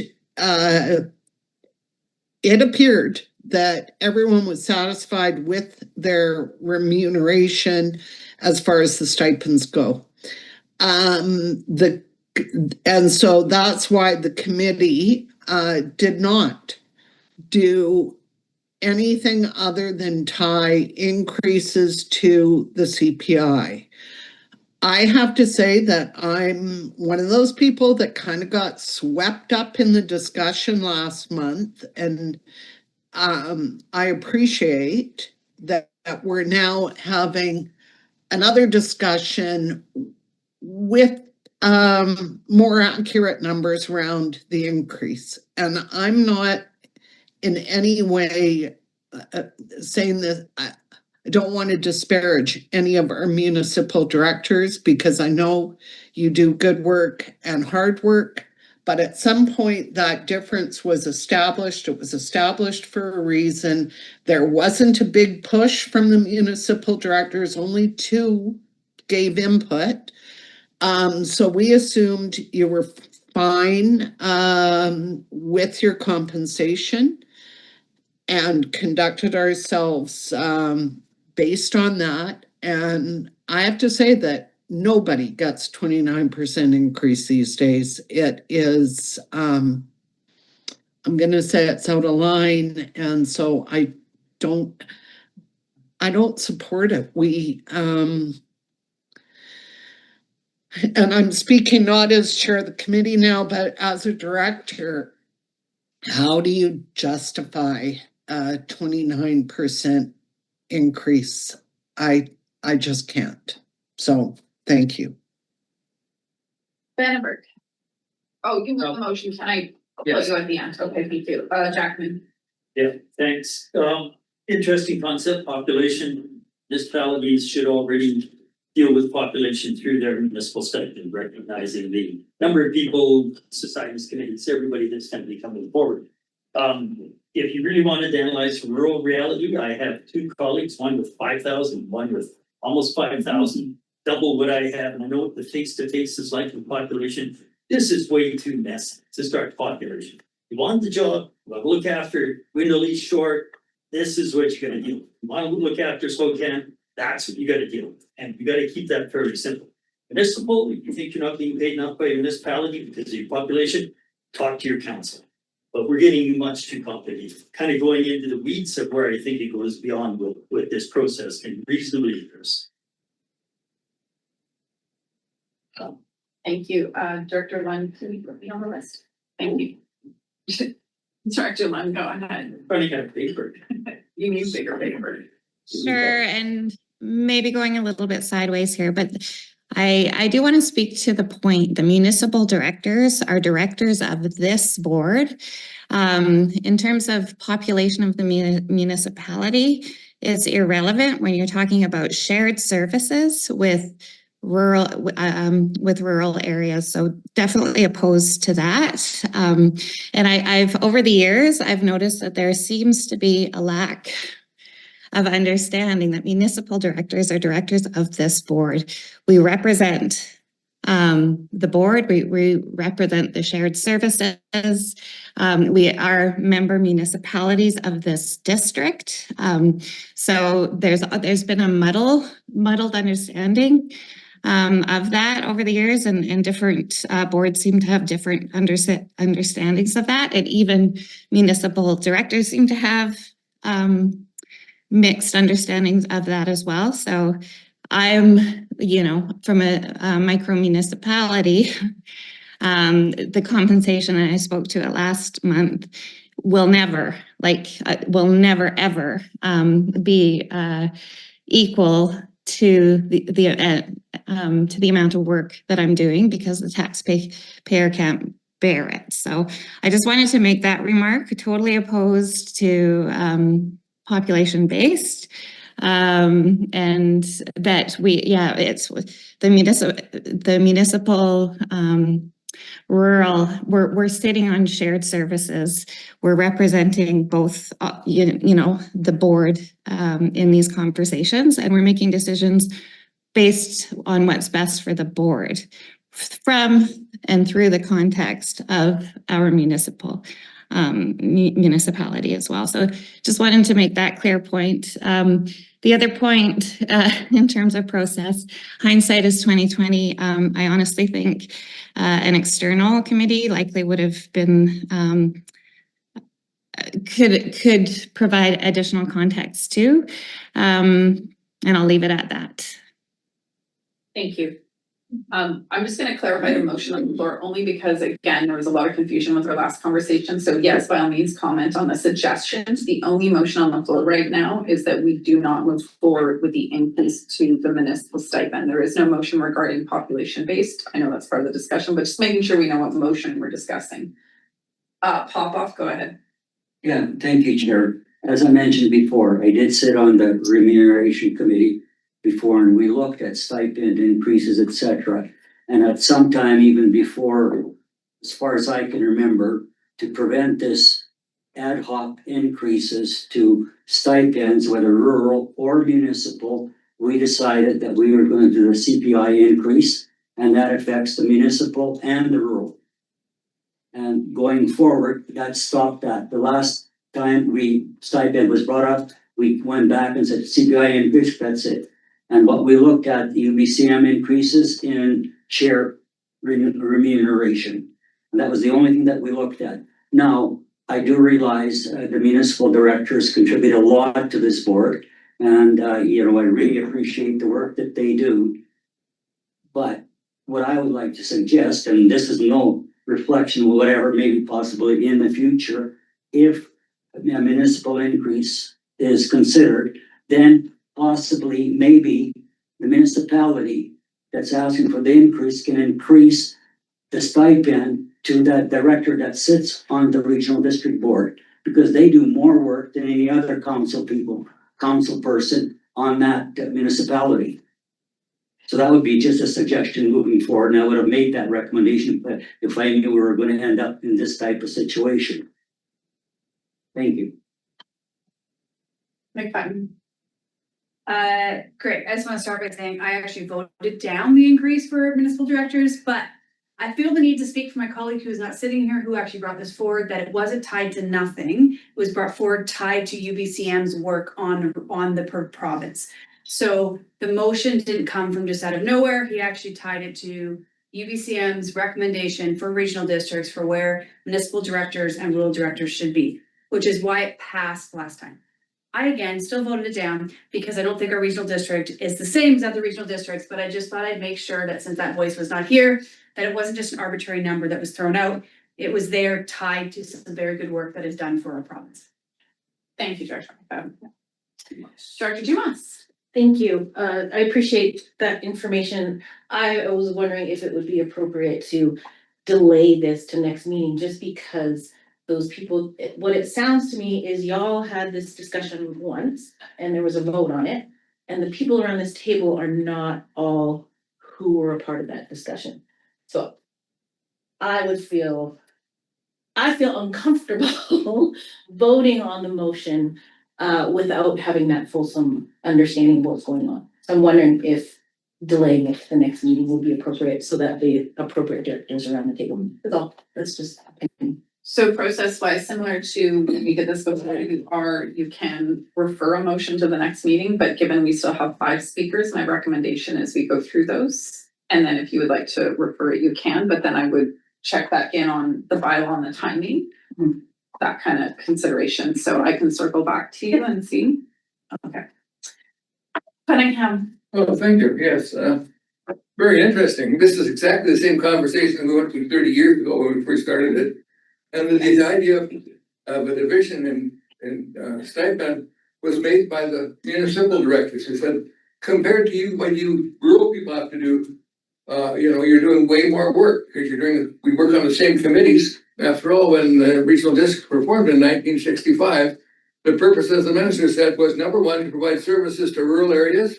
Number 2, to provide coordination of services between municipalities and rural areas. So rural directors work on, first of all, coordination of the services, just like municipal do. But rural area directors also have the extra duties of the single services that they have to take care of. And I think that was the reason why the board way back then decided this is the way to split it.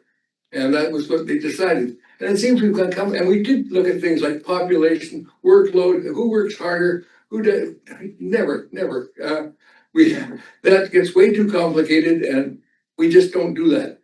So therefore, what the board decided then was, this is what it was going to be. It was going to be the percent was decided at what, 39% or whatever. And as a comparison to what the rural directors said, and way back then we talked about the consumer price index and tying it to that.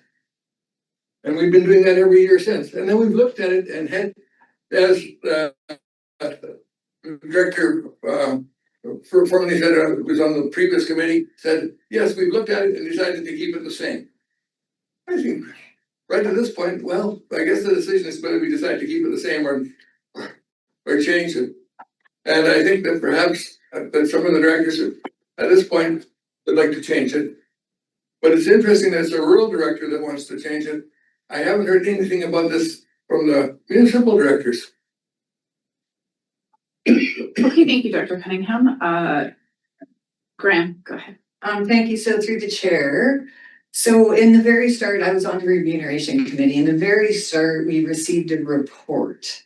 And the report compared a number of the RDCK, the RDKB, a bunch of others. Guess what? The rural directors of the RDCK are like one of the highest paid at their current levels. They're paid higher than the RDEK, paid higher than the RDKB. RDEK is at 15,506, RDKB 13,517, RDCK 18,648. That's where they currently are. That's why I was opposed to the increase last time. That's why I'm opposed to the increase now, because they're already higher paid than regional districts with similar populations overall. Thank you. Okay. What's yours and then Tom? Okay. I will just speak to that. I did support the motion, given I appreciated using UBCM's information regarding what's recommended. I appreciate when entities like UBCM put that information together and it's not just us throwing in ideas. So I did support the motion. The other reason why I supported it is because of the volume of work that I know is going through our board that does involve way more municipalities. We do see them, we invite them to rural affairs more often because there's more things that could affect them. Floodplain bylaws, while it's not directly telling them what to do in their municipality, that information will directly inform what they might do. So the workload is not only increasing on a rural level, it is also increasing on a municipal level. The other reason why I supported it is because I've been here for a few terms and seen who do we attract into this based on the capacity of people to come to this table. And you often have to have some type of background, or sorry, another job to support you being here, which means some of the people I know that have wanted to run financially just can't. And while everybody here is great, when we move forward in local government and attracting people, part of the issue, and rural did get an increase last term to address attracting people that could do so without it being required on either having a retirement plan and or other funding available. So in the interest of attracting people who where this work could be the capacity it requires, I supported the motion, and I really appreciate how much we are asking municipal directors to participate in things that we didn't previously. So I just wanted to make that statement. Population won't get into, but no, thank you. Newell. Thank you. As Director Popoff stated, I was on the previous remuneration committee. We looked at a lot of issues, equity issues, issues that focus on daycare, maternity leave, and that kind of thing. So we had an in-depth analysis of many issues. And it turns out that the discussion often is a values question as well as a financial question. So this increase will cost $54,000, which is significant amount of money. I don't know what percentage of our total remuneration package this $54,000 would be, what percentage, like 1% increase or 0.5% increase. But even if we were to say, well, they should get an increase, but maybe not that big an increase, then let's say it's $25,000 more. So my thinking is that in my 12 years here, that the value around this table and the directions that have been taken by this board and the RDCK to improve its functionality over the last 12 years, which I've seen, in a large part has been moved by municipal directors who have an experience in a different realm at their council tables and have brought that insight and wisdom to our table. So let's just say we increase it 45%, which is $24,000 to the RDCK. I think it's well worth that. And so for that other 25 to make it the 50%, I think it's not, like, I don't want to say money isn't important, like tax dollars aren't important. I don't want it to come across that way. But we also at the remuneration committee, of which Walter and I were on, acknowledged that people were sacrificing more than the time that they spent here, but what their lost opportunity was in other areas. So for the sake of $54,000, no disrespect to our taxpayers, of which I am one and pay significant property taxes, I think that I would be voting in opposition to any review of this or any referral back. Thank you. So there's 4 other people to speak. I just want to note we're about 25 minutes into this one motion. It's important, but just keeping us tracked. So we have Lockwood, Hanegraaff for a second time, Dumas, I'm coming back to referral, and of course we have Hanegraaff who opened. So I will go with Hanegraaff and then Lockwood. Oh, you're probably going to want to shoot me for this one, but here's the problem, listening to Director Cunningham talk about it was established 30 years ago. My experience as a negotiator is that when you have a gap and you add percentage increases, the gap doesn't stay like this. It tends to go, I don't know if you guys can see me on the screen. I can see, yeah. The gap widens with percentage increases. And so what may have been a very logical, well thought out difference in remuneration when this started 30 years ago, if percentage increases have been added historically, you have that widening of the gap that happens, and sometimes you need to look at doing something to change that, which is why often negotiators will, rather than do a percentage increase, will do a $2 an hour or something just to bring that back. I know that this is just making things worse, me raising this, but I think maybe the next remuneration committee needs to look at it. I don't know, but it's a factor that happens, and CPI is a percentage increase, but it's something that happens. Just saying. Lockwood. Thank you, and thank you, Director Hanegraaff, for going before me, because that's exactly where I was going, is that I don't agree that we go up $2,050, but I don't agree that the rural directors go up to $4,000. And the reason is municipalities are going up $709. Rural directors are going up $1,642. So if we're going to talk percentages, it's exactly what Director Hanegraaff was talking about, is you do start widening that gap. Is there any opportunity for us to look at this and do that it's only going up, I don't know, $200 a month instead of the percentages? Because you're always going to have that. You're always going to have whoever makes the most is always going to differ. It's always going to separate from the top to the bottom, as we know that in life. The rich get richer, the poor get poorer.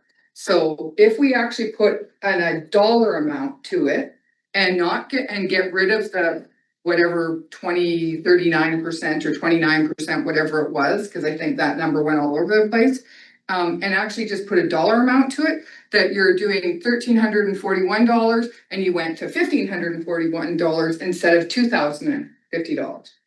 So, and same with the rural directors, it's a $200 increase instead of a $1,600 increase. So I just need to clarify, because the only increase that would occur outside of this motion is the CPI annually.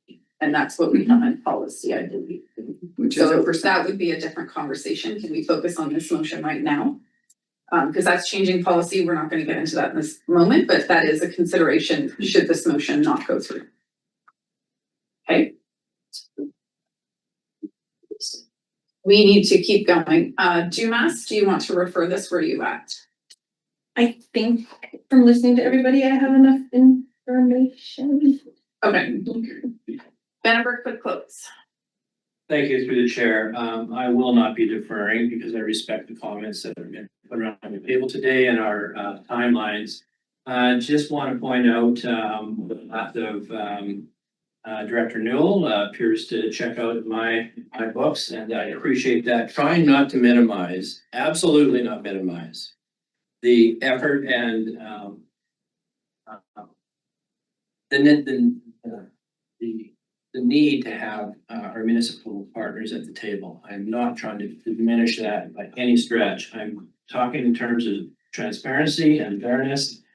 As a rural director, I look at a couple of our directors who have a huge population. We don't have 4 or 6 colleagues to run things through. We don't have a dedicated CAO. We're on our own. The UBCM comment that I heard started, they started out at 2/3 yes and it dropped down to 50 based on UBCM. We've had a month and I haven't seen that report. The public can't see that report. So I would like to review that report so the public can see it too, but it's not in front of us. So I would just close and I don't want to change what the motion is. I'm going to support the motion for what the current ask is. I'm emphasizing that. And I'll leave it at that. And we're gonna go to the vote. Can you please read us the motion? Yes, so what I have here, I wanted to also double check, through the chair, that bylaw number 3088 be amended or amend Schedule A to adjust the municipal director's monthly stipend from 1/2 a rural director's monthly stipend back to the base rate as of June 18th, 2026. Is that Stuart? That was prior to the, Through the chair, January 1st, 2026. okay, Yeah. See if it's separate. That would be applied regardless at this point. Okay, so that is the motion. All those in favor?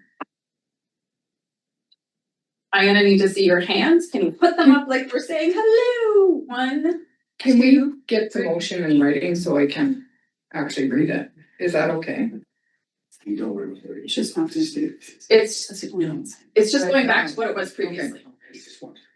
Okay, that's why I had her read it. So who is in favor? 1, 2, 3, 4, 5, 6, 7, online, 8, 9, 10. Those opposed? 1, 2, 3, 4, 5, 6. Motion passes. Thank you. All right, we are going to take our morning break. No, because we are 15 minutes past our morning break and I know Ange needs it. We will come back. What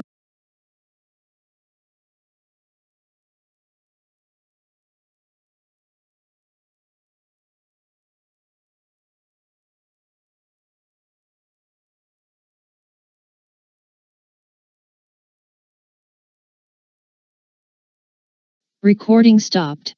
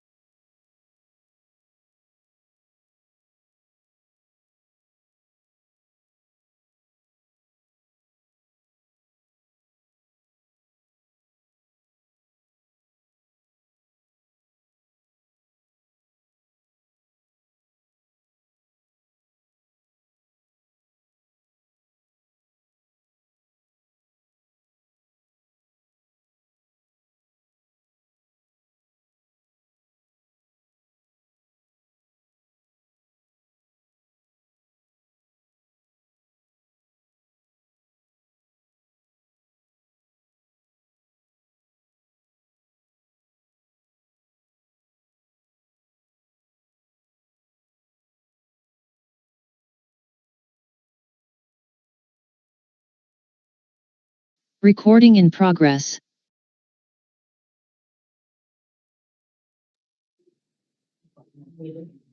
All right. So, someone like to move first and second reading? As amended, Yes, so moved. thank you. Do we have a second? Second, where are we? We are still on item 4.4. We're doing the motion that was in the agenda, which is moving as amended the chair director's alternate remuneration amendment bylaw for first and second reading. So it comes back to us on third. Further discussion. Lockwood? I hate putting my hand up over this. Is there any way, if we're doing first and second reading, that we can stand in? Because I just think there's some things that could help in this. But who are we sending any information to, the directors that are? What kind of change are you looking for? That will tell us.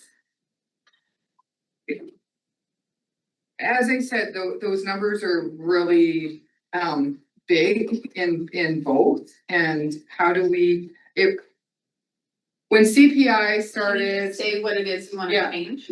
Well, that's not, Yes. these numbers that we've been talking about. Through the chair, I think send it to Yev, because having talked to you at the break, I think what you're getting into is discussions that probably should have happened at the committee level. And I think to have them here at the board and just bring that up right now, I think it'll be a little bit difficult to explain. So if you send it to Yev, we can bring that suggestion forward as part of the next iteration that comes forward.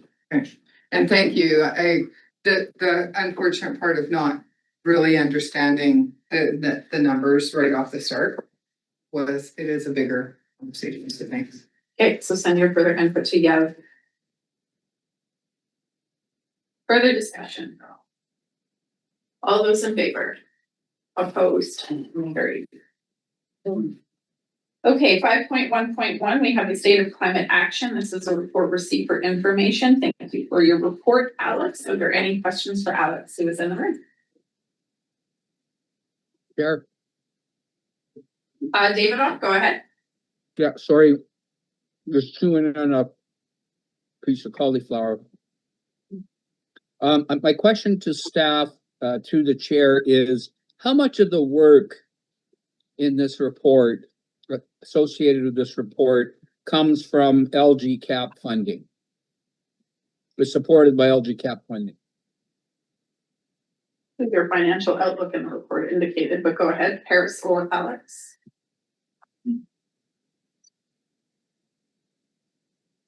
Through the chair, clarification on a question. Are you asking how much of the work, like from all of the updates, was funded by LGCAP, or how much of the work to create the report was funded by? I'll make it simpler, Chair, if that's okay. How important is LGCAP funding to this work that's contained in this report and related work? Through the chair, extremely important for a lot of the innovative pieces. There's a lot of work that happens through the departments characterized through this report as well. And that's not funded by LGCAP, but a lot of like the feasibility studies and pilots. There. Thank you, Chair. Very important. Thank you. Extremely important, I heard. Okay. Thank you. Other questions on the report? Pardon?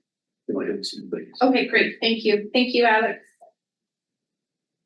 Oh, 5.1.2. This is the item we were anticipating to take out most of the day, not most of the day, but a significant amount. So do we have BGC online? There's Chris. Hello, Chris. Hello. And do you have other folks with you today? Oh, I see. Mrs. Gordo will be here as well. Alyssa. Hi, Alyssa. Hello.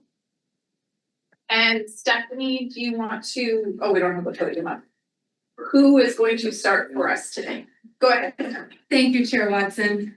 Before I turn it over to our consulting team for their presentation on the floodplain management bylaw review project, I just wanted to highlight that this is just the beginning. As this project is transitioning to focus on the implementation side of things now that the technical bylaw drafting is complete. Since we have our technical experts here today at our board meeting, staff encourage directors to focus first on any potential technical questions you may have while we have the engineering professionals available and in the room. Ultimately, this information item seeks to close out our consultant's work on this project and to offer a first look at the draft bylaw. Next steps for RDCK planning will include legal review, followed by referral to all relevant stakeholders, and implementation planning before staff bring back the draft floodplain management bylaw to the board with an implementation framework for consideration and feedback. And with that, I'll turn it over to our consulting team from BGC Engineering, Alyssa Scordo and Chris Holm, for their final project presentation. Thank you. Stephanie. Your screen was coming up. I'll let you know when we see it. It went away.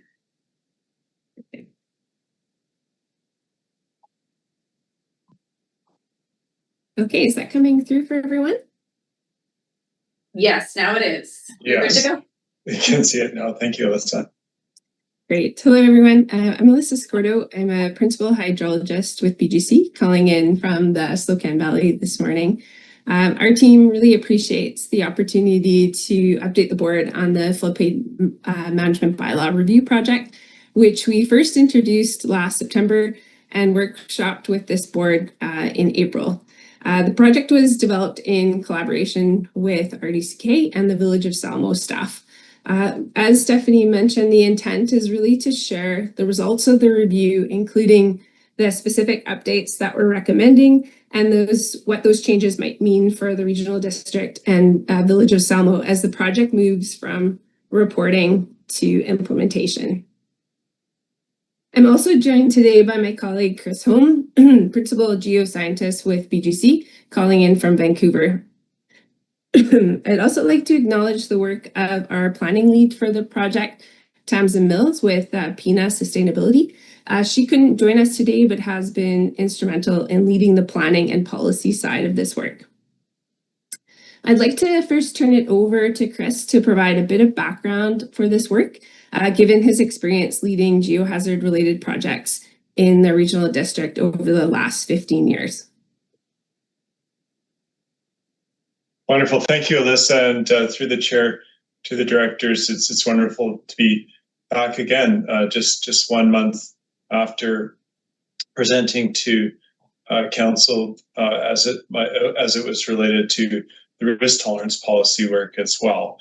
Just as a reminder, there have been 2 projects in parallel that BGC has been undertaking, work on risk tolerance, which serves to guide the level of safety risk that might be used by qualified professionals to inform a determination of safe for the use intended as part of development permitting processes, and the bylaws themselves, which is the subject of today. As those are all in this room are, of course, very well aware, the Regional District of Central Kootenay is subject to a wide range of natural hazards, including geohazards, which are the focus of this project, and other types as well, such as wildfire.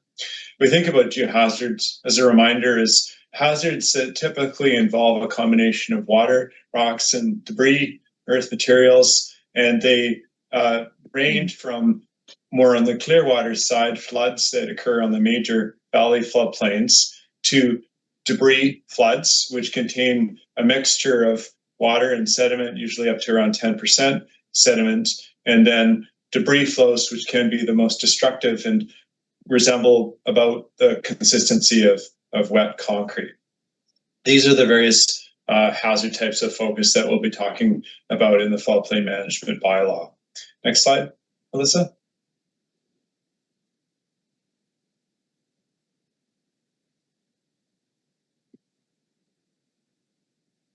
Now, as you can imagine, this project has involved a number of different parties, but we'll start with the purpose of the project.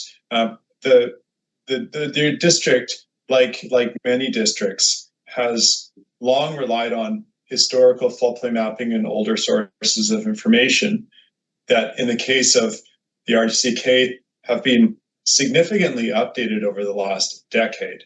That includes regional mapping, detailed mapping, and some mitigation planning. That more updated information was not yet reflected in the bylaws.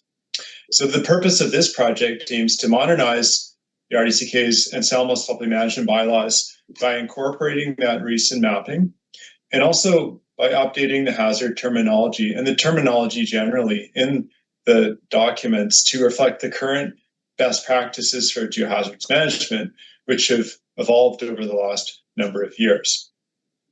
These updates help ensure that land use decisions reflect the best available hazard information. That's very important in a changing climate, and they form a foundation for the reduction of community exposure to flood and steep creek hazards through informed development decisions.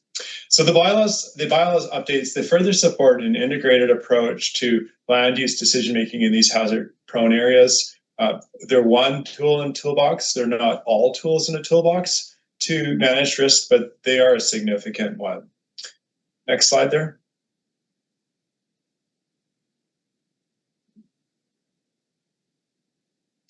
There were a number of different tasks that have been involved over the course of this project since the beginning. The first of these tasks involved taking a look both within the district as well as outside the district to look at the language, the consistency, and the content of the existing bylaw, as well as best practices elsewhere. What might the RDCK learn, for example, from the more recent updates that have occurred in various jurisdictions around Western Canada and elsewhere? Many stakeholders and other interested parties were involved in this effort. As you can imagine, floodplain bylaws touch on a very large variety of people. That included the public webinars that we held in February and May, First Nations outreach, workshops and conversations and communication with district staff, with yourselves, through council presentations, with the qualified professionals as well that are tasked with implementing this work. That was a very important point. I should emphasize, any bylaw needs to be able to be practically implemented, and qualified professionals in the doing of that work are a big part of that process. Member municipalities also played a part, as well as community members through the webinars. And the outreach included letters and surveys, included, as I mentioned, the in-person workshop, webinars, and these council presentations. That led to the regulatory mapping and the recommendations that we'll be going through in the subsequent slides here, as well as the final reporting. I'm going to just touch a little bit on the engagement and the key questions before turning it over, I think, back to Alyssa to talk about this a little bit further.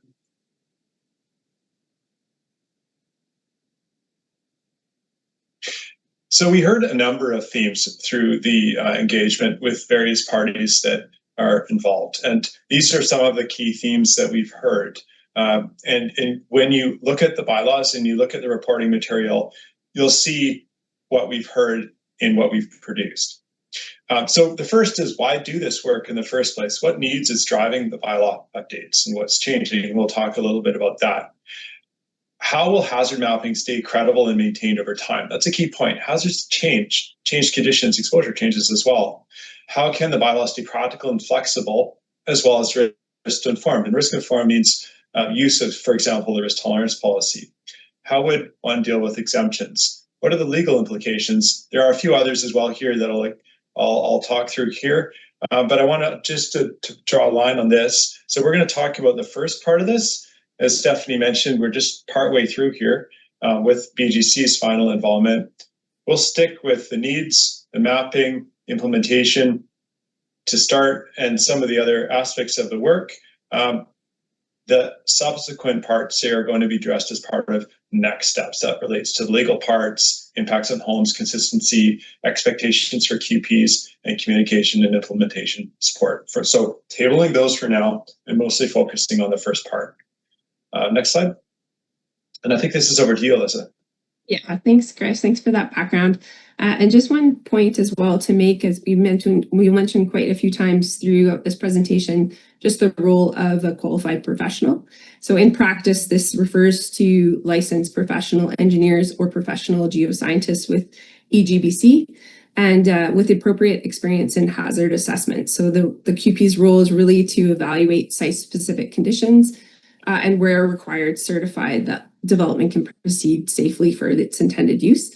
And so this is really consistent with the professional reliance framework that's used throughout BC for geohazard management. So just one point in terms of terminology that when we refer to qualified professional or QP. With that project and context in mind, I'll just move into a little bit about how the current bylaws work and where the main update opportunities are.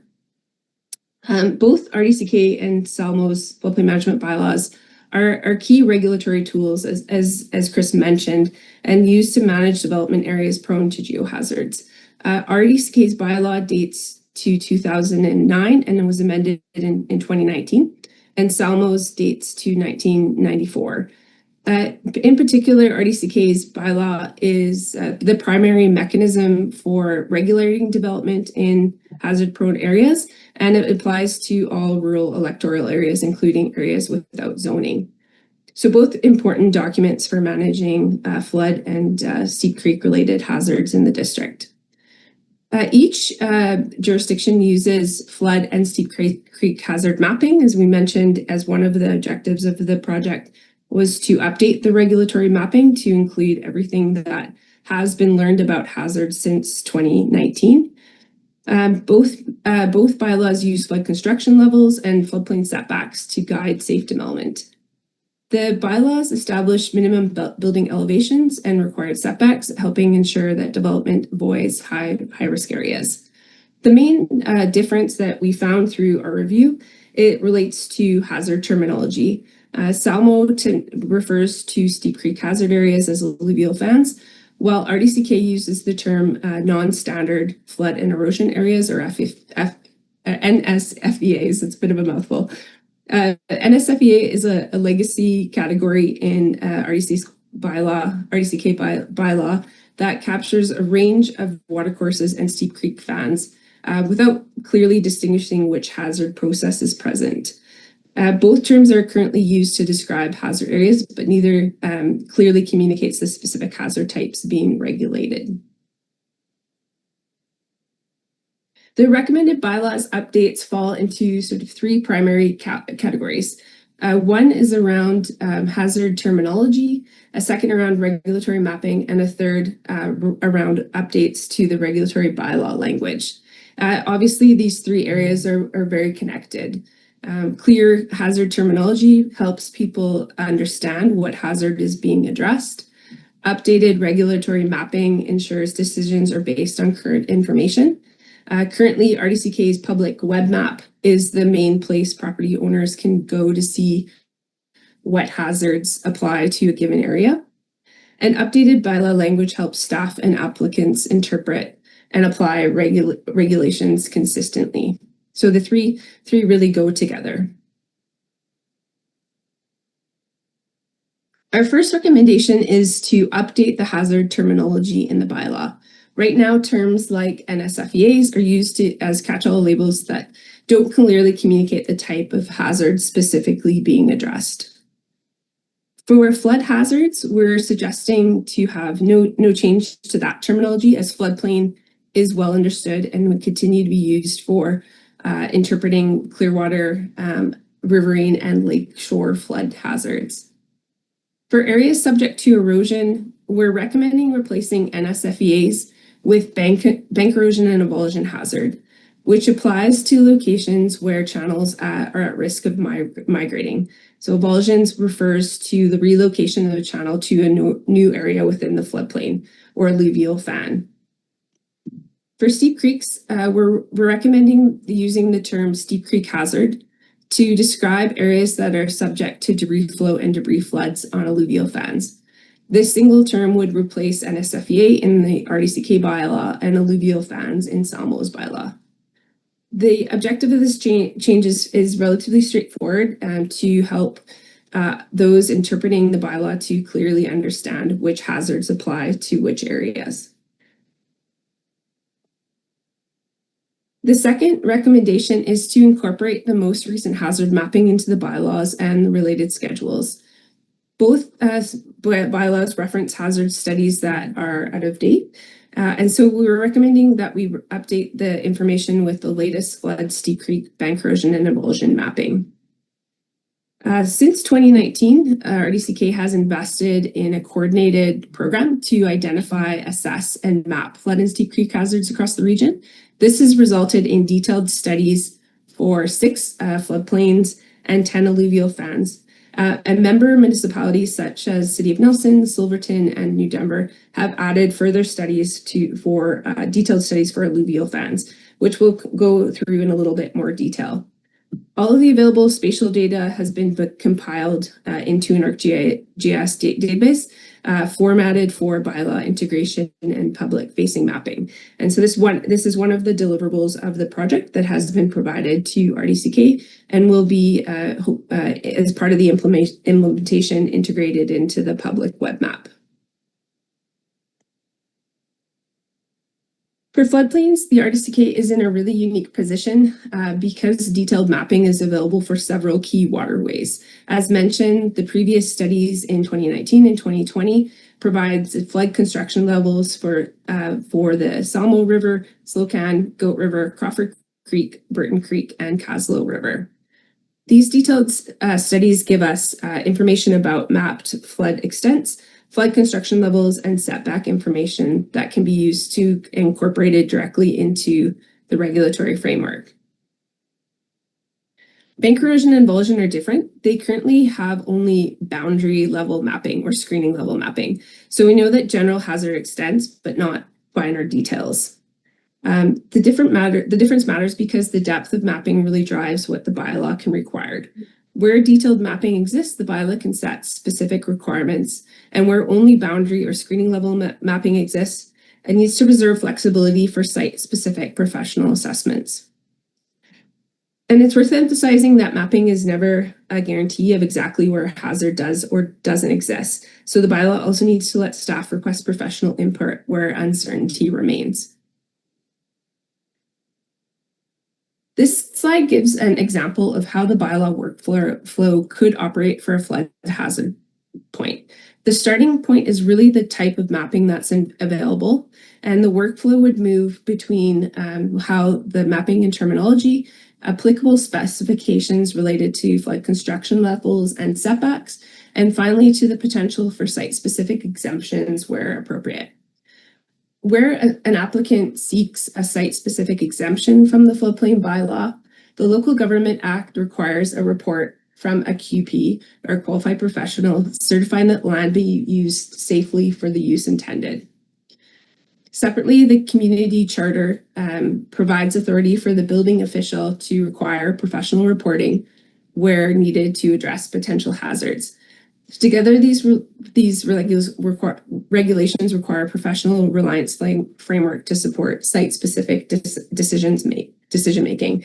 And as noted here, the safer the use intended requirement could be connected to a potential risk tolerance criteria to inform QPs on how to assess safe for the use intended. I'll turn it back to Chris to walk through some of the Steep Creek hazard information that we currently have and how this information will be incorporated into the bylaw. Thanks, Alyssa.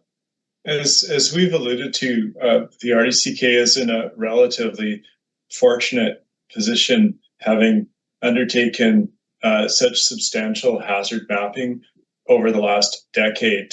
And that's particularly true for the steep creeks. It's unique. I actually can't think of another jurisdiction in British Columbia other than the District of North Vancouver that has such abundance of detailed alluvial fan hazard mapping, in this case for 10 different areas as part of BGC's work, as well as some other studies that have also been underway.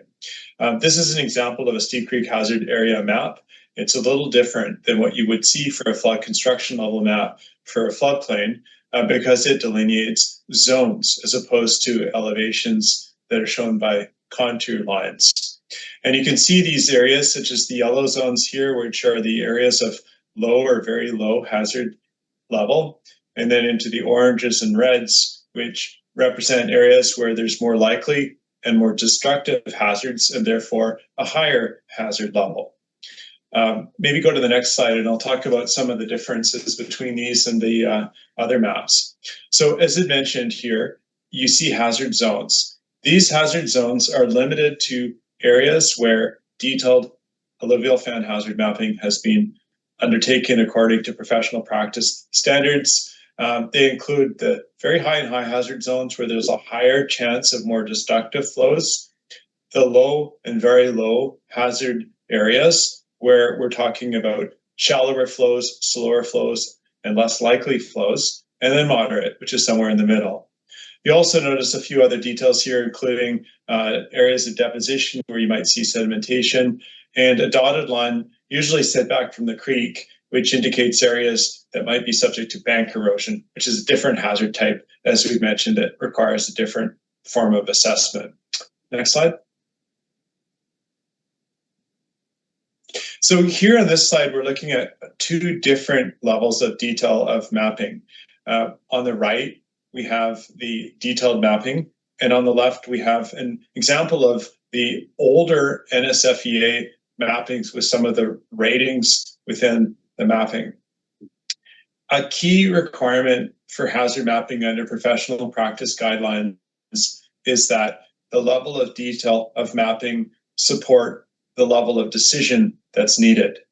So for example, a lower level of detailed mapping might be needed to satisfy requirements for emergency response compared to a development permitting decision that could be in place for many, many decades. In the case of the NSFEA ratings that you would have seen in the older bylaws, this rating system no longer meets professional practice requirements and at a level of detail that can be defensible as part of a permitting process. So in this example here, we've actually backed a little bit further away from some of the subzone designations and requirements under the NSFEA. And generally speaking, on fans that lack detailed mapping, a safe for the use intended or qualified professional assessment is likely to be required across an alluvial fan. In the case of detailed mapping, which does meet professional practice standards for different kinds of requirements and different levels of hazard areas, we've split it into two different areas. So should there be a development proposed in an area with moderate to very high hazard level, this would be a case where a site-specific report would be required by a qualified professional. In areas where detailed mapping is and identified that the hazard levels are low or very low, site-specific report is not required for development if minimum flood construction level and floodplain setbacks are applied. So in this case, the existence of the more detailed mapping is reducing the burden on proponents by differentiating between areas that really need another assessment and those that might not. Next slide. Now, it's also important to note that this isn't the last time that new assessments are going to be done. Further assessments are going to be occurring over time. Professional practice will change over time, and we will see the emergence of new hazard information. So, for example, we see the NSFEA rating of G on the left side there, assuming alluvial fan boundary on Johnson's Landing. And I think there might be a council agenda item actually on this topic for later on. This is also an area, and we've used this as an example of where there is additional work. It's a little older now, but there is more detailed hazard zonation for this area, which will inform work by qualified professionals and help them through a more advanced starting point on which they might build their work. In other words, to determine if a site is safe for the use intended. So new mapping, more detailed mapping will over time supersede older mapping and less detailed mapping. I think that's it, Alyssa, right? Now it's over to you. Yeah, I'll just go through a few of the recommended changes to the bylaw regulatory language. Within the staff report, there is a draft of the bylaw for RDCK.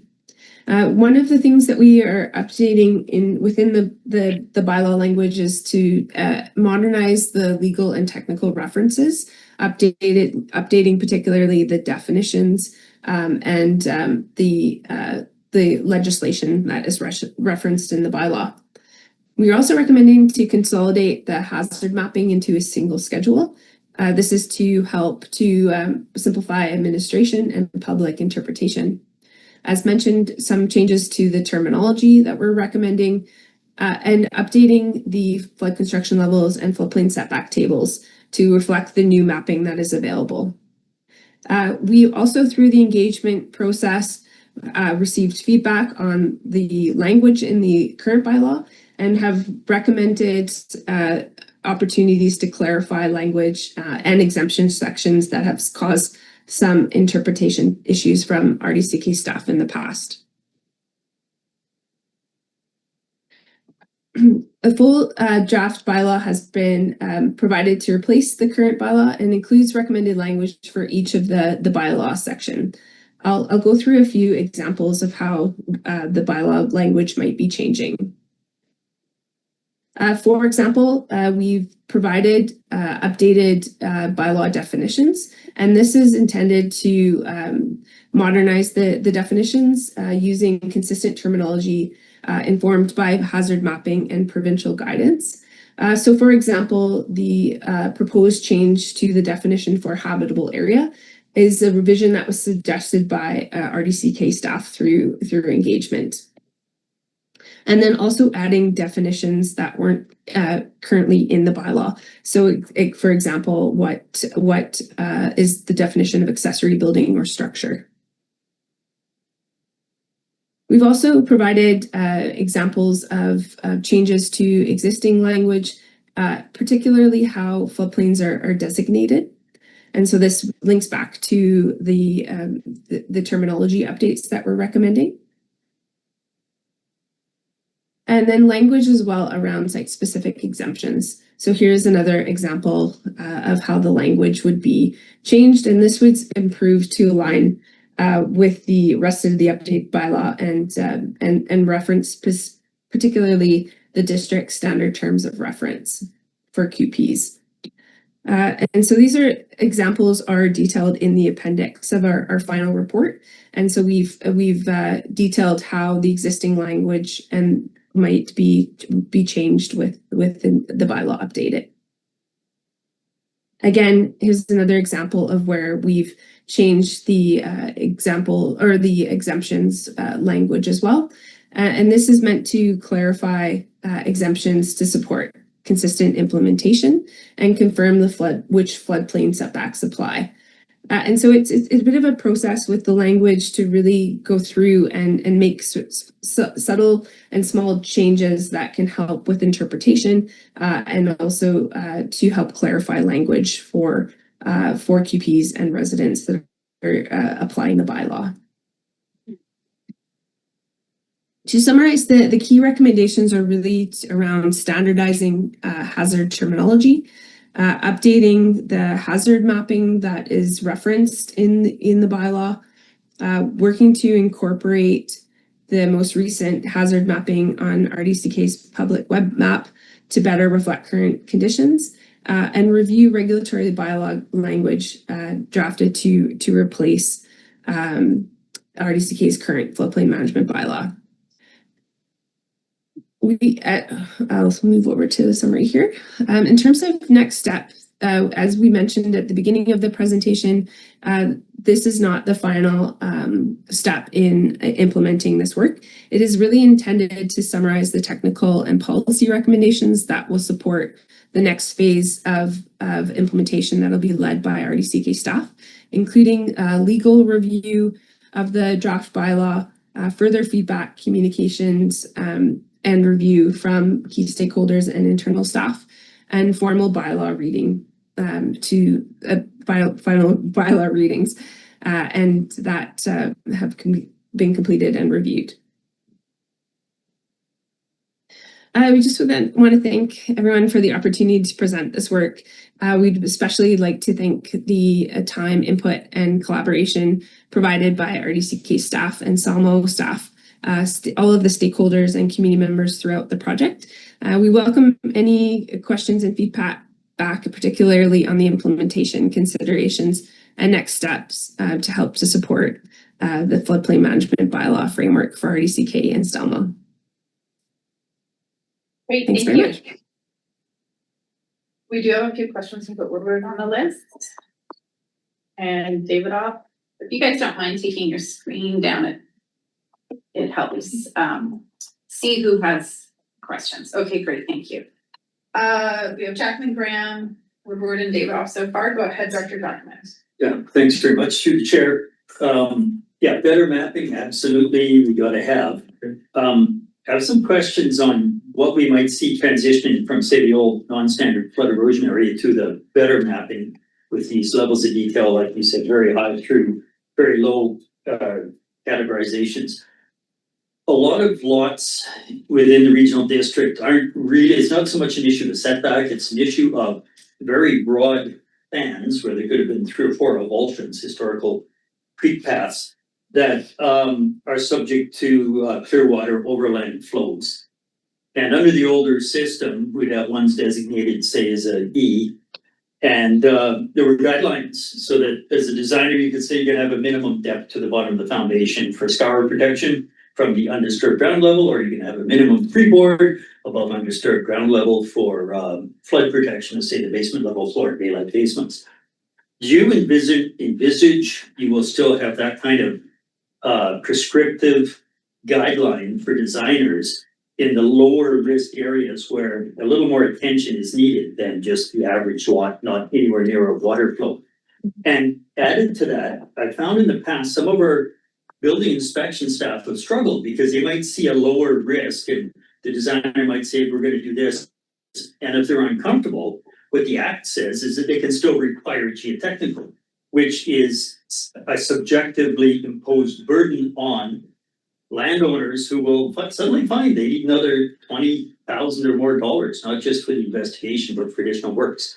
How do you square that? Are you gonna have sort of a default minimum recommendations that will give our staff more confidence that they don't need to go to that local government act clause and say, I'm nervous, you're gonna have to spend more money? Yeah, great question.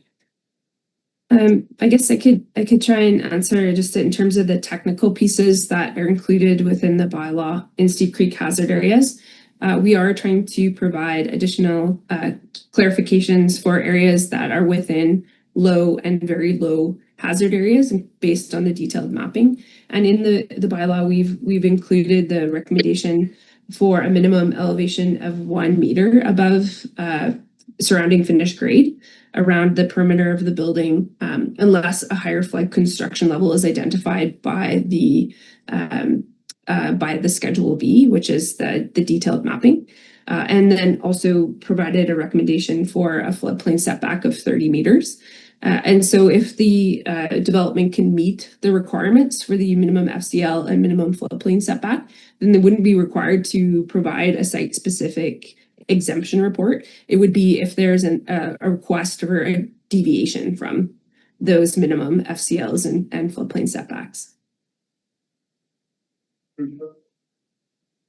I have many more questions, but yeah, you got this, carry on. Okay, Dr. Graham, go ahead. Thank you. So thank you for the presentation. So I noticed as I was following the attached presentation to the eScribe that page 15 and 16 were missing from what we saw on the presentation to what I had in my eScribe. So if we could get that updated, that would be ideal. But my question, I guess, is actually to staff. And at what point does this go to the area planning and heritage committees who actually work with this bylaw as they're going along? Go ahead, Stephanie. Thank you. Through Chair Watson to Director Graham. As we mentioned at the beginning of the presentation on this item here today, the next phase as we transition from the technical piece and work being done or completed will be coming up with that implementation framework. And so part of that will be how are we communicating out to impacted property owners? How does this impact them? What type of communication would be helpful? And part of that would also include the more formal bylaw referral process. And we can circulate that out to advisory planning and heritage commissions as part of that review so that each APHD could provide feedback on the draft bylaw. So just supplemental, I mean, would somebody from staff come to make a presentation today, PHC? Because normally that doesn't happen, like, could it happen? Through the chair to Director Graham, it certainly could happen. I gave you. Director Woodward. Thank you, Chair. My question was around risk elevation, considering we just looked at where was I'm sorry.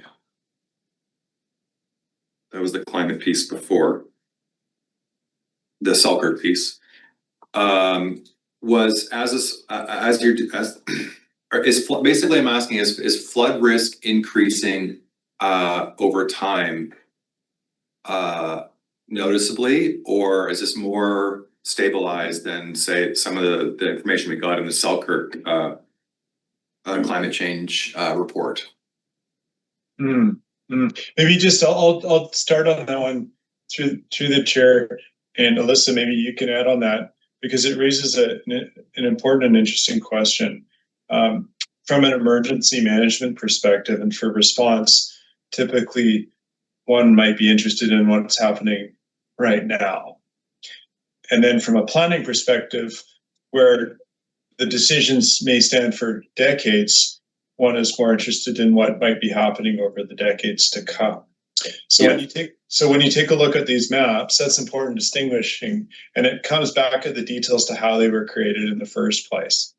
So if you look at the detailed floodplain maps, you will see that there was an adjustment made to the flows to account for climate change effects as part of the preparation for the mapping. So there is a climate change element essentially baked into the mapping that provides a buffer for development permitting decisions to be made that can at least somewhat stand the test of time. Doesn't mean that these maps don't need to be updated in future, they will be, but there is a buffer built in. Okay, thank you very much. Director Davidoff. Yeah, thank you, Chair. So I thought I heard Lisa say that you're interested in our questions on implementation or not. Because I don't want to ask something that we shouldn't be dealing with right now. Alyssa, did you invite us to raise those concerns? I think you can go ahead, Director Davidoff. We'll sort out where it goes. Go ahead. Okay, yeah, so I'm just going through the process of renewing our house insurance. Got a call yesterday. And I found out we were lucky because there are hundreds of properties that a certain insurance company refuses to underwrite anymore because of high wildfire risk. And I says, well, what are those homeowners doing?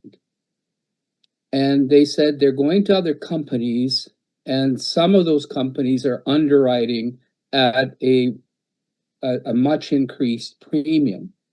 But the company that we're dealing with, Family Insurance, if you're in a high risk wildfire mapping area, they refuse to underwrite. And that was a shocker for me to hear yesterday.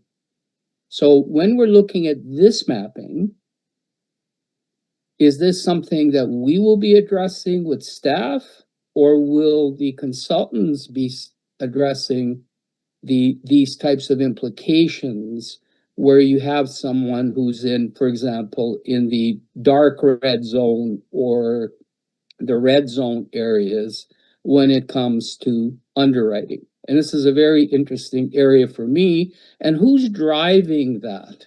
Is it Fire Underwriter Survey that's recommending to the insurance companies not to underwrite, and some insurance companies still proceed by increasing the premiums by 30 or 40%? And all know how expensive our home insurance is now. So the key thing, we're looking at a huge hit per year for many of our constituents in these high risk, high hazard areas. And I was shocked that they told me yesterday. I said, how many? Hundreds of families, family insurance refuses to underwrite. Pat has a response for you here, and then we'll go to the consultants. Yeah. Corey, go ahead. Thank you through the chair to Director David off. I guess I'll preface the response first by saying that this is something that we're keenly aware of from previous feedback from all of the engagement work done throughout the project. So we'll be doing a more detailed analysis of the number and impacts to properties in high and very high hazard areas. One thing that I have learned in doing some research through legal bulletins is following the 2022 atmospheric rivers. I'm not sure if it was the province or at least a legal firm down in Vancouver. They looked into this with insurance providers and found that insurance coverage is still available for properties in high hazard areas. The premium goes up, however.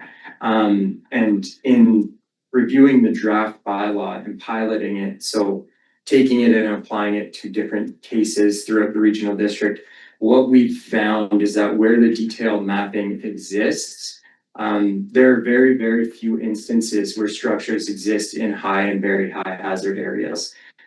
So at this level, at this stage, we just have a very cursory level understanding of that. But as we move forward to implementation, we'll have a much more detailed understanding of how many properties could potentially get impacted. Supplemental, Chair? Yes. Yeah, is it possible to contact our local insurance agencies and find out what instructions they're receiving from different underwriters? I mean, it's just a couple phone calls. Through the chair to Director Davidoff, we can certainly make those calls and go from there as part of the implementation piece. Thank you. I think that would be really important. Thank you, Chair. Thank you. Director Vandenberg. Oh, thank you through the chair. So I think my question is going to be directed towards staff, if I may. The bylaw draft of 3085 is, I think it's going to be replacing 2080, which was amended in 2019. If I read the report correctly. The question around that is, will we at some point in time see a red line version so we can see the differences between the old and the new?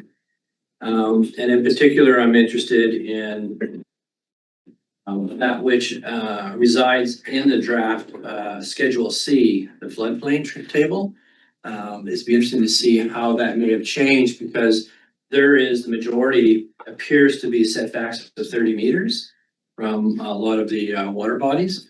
And so I just want to see kind of where that is in relation. And then if I may.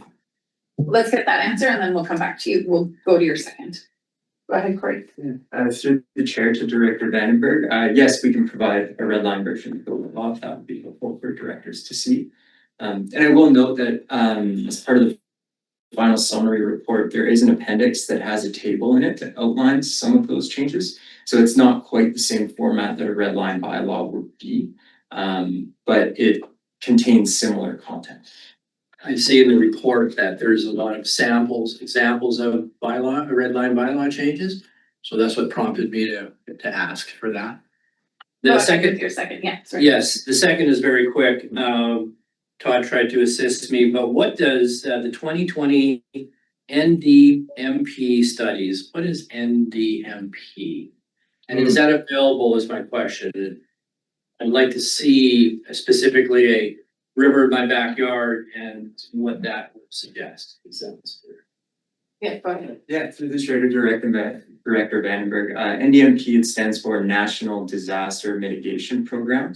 So it was a federal grant funding stream for detailed hazard mapping that the RDCK applied for in 2018, I believe. The outcome of that study was, there were many outcomes of that study. All of the reports associated with that are listed on our website, and I can circulate that link to you as well, so you can see the studies. Thank you. Director Popoff. Yeah, thank you, Chair, and through the chair is Director David brought up a very valid point about insurance underwriters. And what I'm looking at is, as a result of this study that Jay went through, the impact to existing homes that are already in the floodplain that were not addressed earlier. And I presume you're gonna get back to us to let us know what the insurance underwriters are looking at, coverage for insurance and for those properties. I think the request was property specific, it's in general. Yeah. We couldn't ask about specific properties. Yeah, in general would help. Yes. Staff are nodding yes. Yeah, I'm just gonna check in, Chris or Elisa. I just was making sure if there's anything you want to add to the discussion, please just interject. Director Jackman has more questions, so those that are waiting for public time, we are gonna go past it a little bit. We're just gonna allow, because this is our last presentation from these folks, so I wanna make sure we get that time in. No one, sorry, Lockwood before you, go ahead, Lockwood. Sorry, very quickly, as I'm uni here. Just for my fellow guy. He's smiling. And Salmo is part of this. What I don't see a lot of is about Erie Creek that goes right through Salmo. Salmo River does not hit our boundaries. So I'm just wondering, I know this is gonna be presented to Salmo because we're part of it. I'm just wondering if there's gonna be some more information about. Oh, sorry. If we are gonna see more information about actually Erie Creek that goes right through Salmo and not the Salmo River. Go ahead. Yeah, through the chair. Thank you for the question.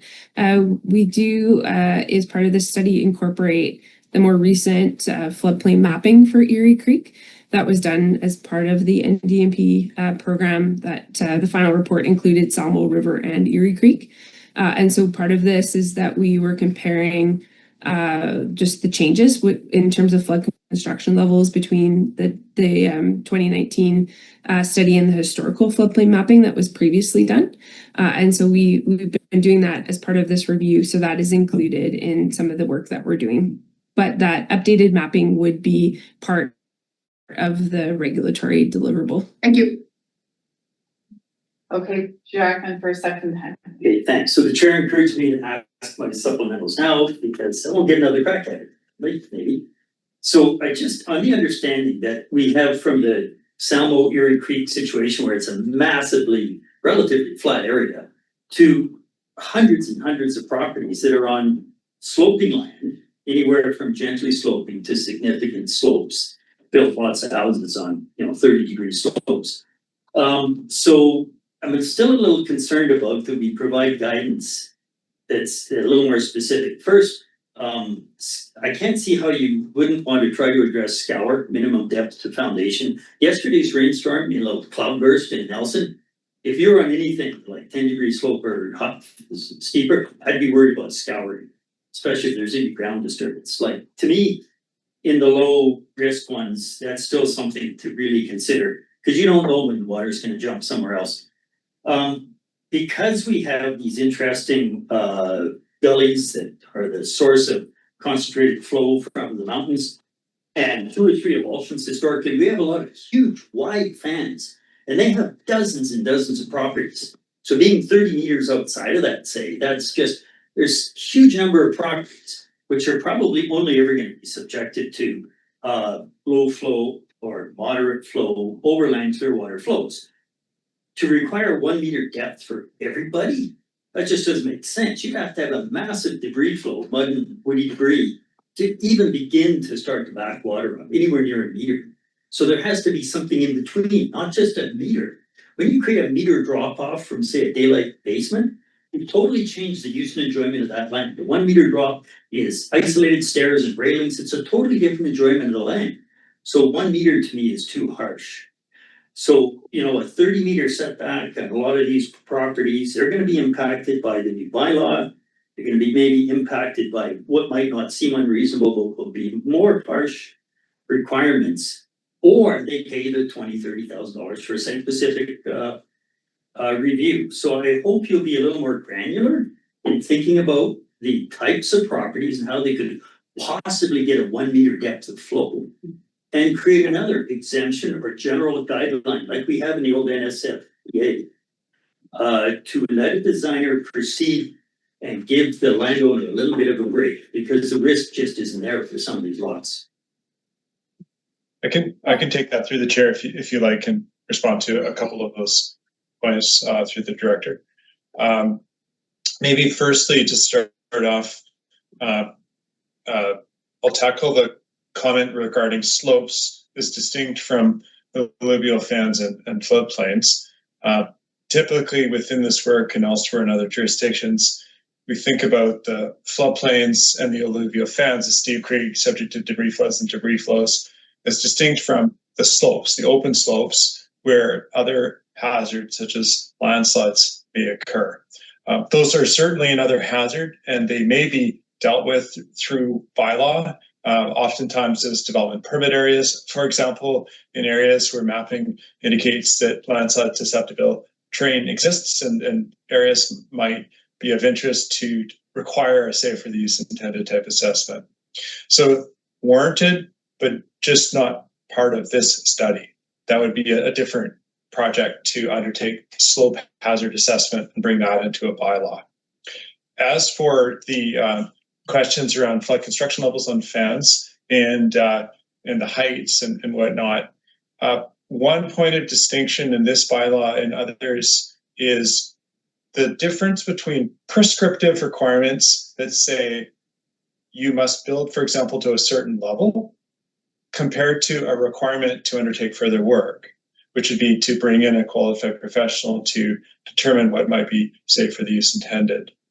For a prescriptive type requirement, like a flood construction level, you really need a level of hazard mapping that's a sufficient level of detail to be confident in your prescription. And in the case of the detailed regulatory floodplain maps, we have that in areas where they're less certain, which is frankly alluvial fans, where events may often occur perhaps once every few decades. Prescriptive requirements may be relatively conservative. That conservatism relates to uncertainty.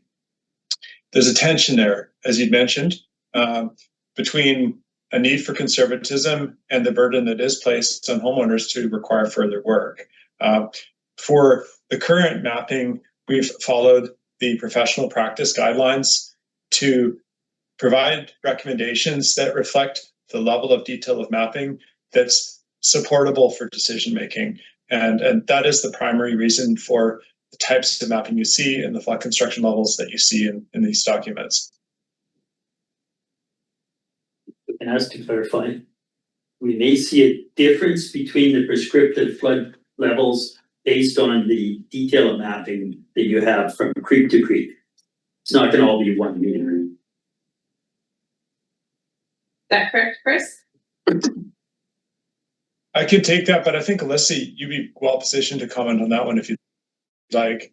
Sorry, could you just clarify the question? Is the prescription going to change from creek to creek? Yes, based on the level of detail of mapping available for that creek, which will save, it's a global approach as opposed to every landowner having the burden of that additional review. Will there be different prescriptions based on different level of detailed mapping, which gives you that confidence that you don't have to be overly conservative and say you need a 1 meter differential? Yeah, great question. Thank you for clarifying. Yes, the intent is that the 1 meter minimum elevation for low hazard areas is consistent across areas that have that detail of mapping, and that minimum is based on the provincial guidelines.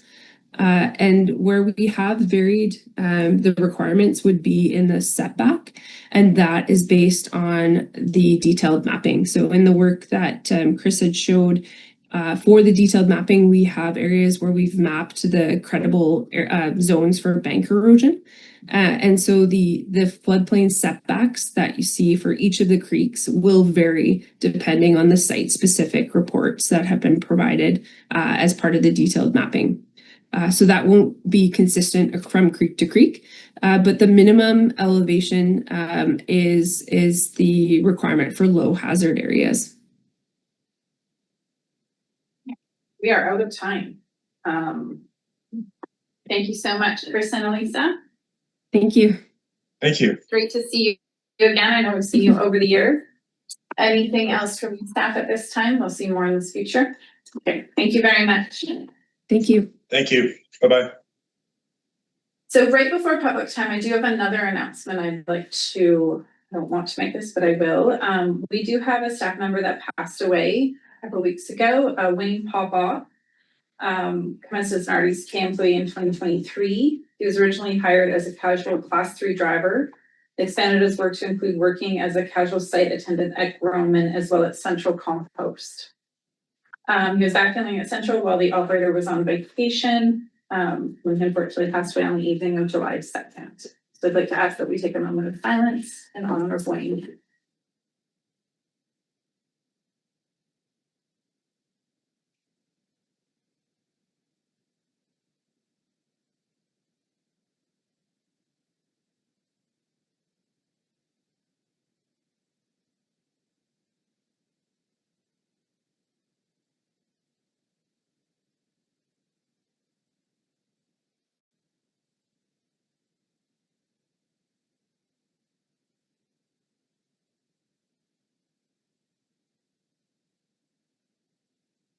Thank you, directors.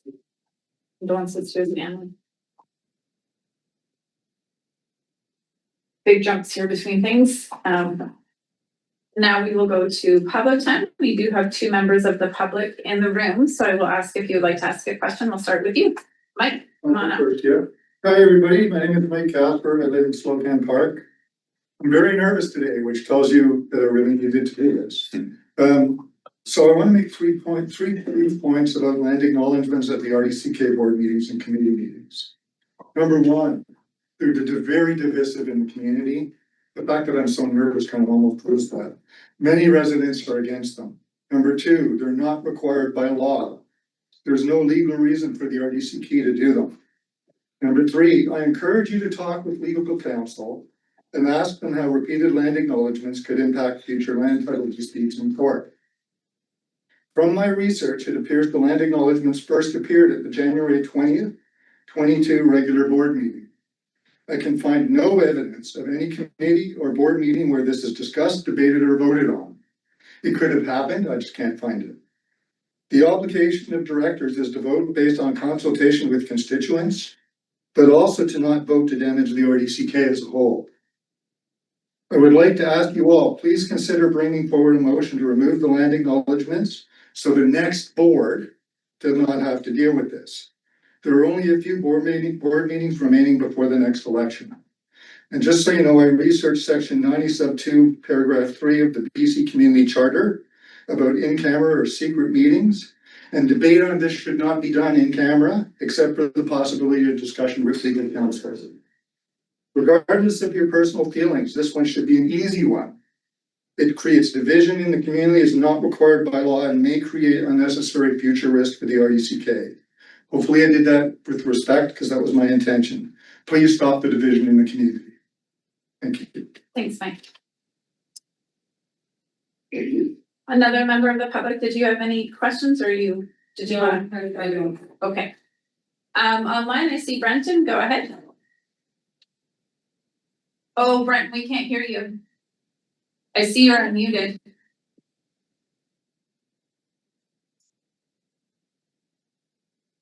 No, we can't. Do you want to type something in chat? I can't hear you, so I'm not sure what you're saying, but I'm so sorry. You can email us. Sorry about that. Are there other members of the public or the media? Hi, Storm and Valley Voice, Rachel. If you guys would like to ask a question, feel free to unmute.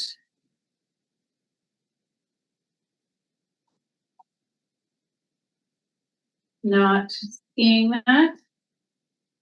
Brenton, you want to try again? Go ahead. We are not hearing you.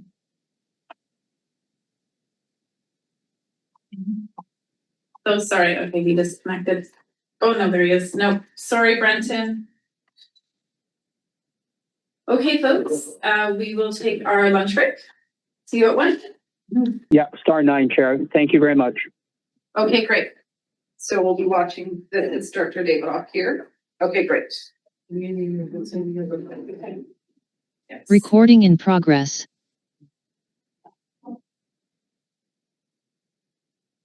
Okay. Everybody good? We have a new director. Director Johnston. Yeah. Good to see you. Good to see you too. Okay, we got Selznick, Munn, Hannah Graf, Casely, anyone we're missing? We do have David off too. Oh, thank you. You put your name in. Awesome. Okay. Let's begin. We are at 5.2.1 wild site final report and proposal. So we do have a report. We have Todd in the room and we can start with a motion and or questions. I'll move it. Moved. Do we have a second? You're seconding it? Okay. And Vandenberg, that was a hand? For conversation. Yes. Go ahead. Okay, so I guess I'm gonna, Todd, how are you? Good. I'm gonna make an assumption that the 30,500 is in the 2026 budget, that it's not an additional request. I'm making that assumption. Now, this is something that Todd and I are friends with. A couple of years ago, I brought this up. This is a video series that is for the purpose of education for the benefit of some of our schools within the area. Sponsored by RDCK, but yet we don't know the content of the program. So a couple of years ago, Todd and I worked on trying to get an opportunity to see the video. Unsuccessful with that. And so I'm kind of the opinion that perhaps we should, and I'm not gonna make the motion now, but we should be referring this to a later date, like in October, whereby we have an opportunity to review some material that we have an RDCK stamp on, and perhaps ask some of the teachers that took advantage of the program to send us a letter and let us know what they thought about it, so that we could feel a lot more comfortable in knowing what the quality of the program is before we put taxpayer money on. So that's my opening thought on this this request. Go ahead. Yeah, through the chair, just a comment on that. Kelly, I did send you those videos and the contact at Wild Site put quite a bit of effort into making, I can't remember if she took them and put them more available on YouTube, and I remember that conversation died off and I wondered what had happened on your end. So maybe my responses didn't get to you, but I did actually even follow it up. So they were quite transparent in delivering. I think you were interested in the energy stuff, and it was provided, and I can provide it to everybody. And to that also, I was actually hoping to get Monica Nissen, who's the Nelson coordinator of the program on behalf of Wild Site for Beyond Recycling. She's doing training right now because I was hoping to get a delegation, but we can certainly also bring in a delegation for everybody to discuss, because the program's gone through a lot of evolutions and changes over the last 3 to 4 years, especially when they lost their Columbia Basin Trust funding. All of that is available, and I can probably fairly quickly get those videos for anybody who wants to have a link at them and have a look at them. If I may supplemental, thank you for that. Yes, August 2025 was the last conversation we had. And something happened. I didn't get that link, but that's not the point. The point is, they're probably marvelous, but I think anybody in this room ought to have the opportunity to take a look at it to make sure they feel comfortable with that investment. And certainly I'd like to hear back, offer to the teachers to let us know what they thought of the program. Uli, go ahead. In regards to the director's concern, second part of the concern, teachers' feedback. We do receive feedback from teachers, not necessarily all of them, but we do receive feedback from teachers on the program, and any that we have seen so far were very positive. I'll note so we can flag they can apply as delegation. That'd be a great thing to do. The other is the appendix A, and the second part of the attachments includes the RDCK Beyond Recycling lessons. And there's links in that as well. But yes, Todd, if you can flag, they can apply to be a delegation and to do so sooner than later. Thank you. Yeah. Lockwood. Thank you. Through the chair, my request is a little bit different. I think it's wonderful, this whole thing, although I'm not seeing that it's hitting the RDCK as a whole. Cascar twice last year, Crescent once, Nelson once, Winlaw once. This time it's Cascar is 5 times, Nelson's twice. What about the other communities? And I can say that someone does pay into the service. So, how is it that the group can't coordinate when it's at the same school and it's the same grades, but maybe different teachers, that they're not doing it in a gym or something, that they're hitting that once and then they're able to go to something else? Because they show the number of students, but they don't show the amount of time on the chart. So I don't know how much time is being put into it, and I'm wondering, how do we make this that it's more available for more of the RDCK? Thank you. Go The chair, this is always feedback that we get on this with some of the, like, I don't think SAMO would be that difficult to achieve, but there's 2 programs. So there's the one in-person program, it's a year-long program where they're working directly where the teacher surrenders her class and the educator comes in person and does full days with the class, looking at a number of sustainability type issues, and a lot of them is direct RDCK messaging. And the challenge with that is they have a certain number of educators throughout the region, and there's some distances that where if they were, traveling, and it was a 5-hour round trip or whatever from where they happen to live, that is an obstacle. So that's one of the factors that helped bring about the online program that they have to make it more accessible for places that are more out of reach. They have also been putting more energy into trying to hire educators in that have better accessibility. So Winlaw was a recent one where they have an educator in that place now, and that was one of the schools that got access, which would have been maybe a little harder to access in the past. The other thing is that this is based on teacher requests, so they try and promote their program and get the word out there. There is a fair bit of requirement on the teacher themselves.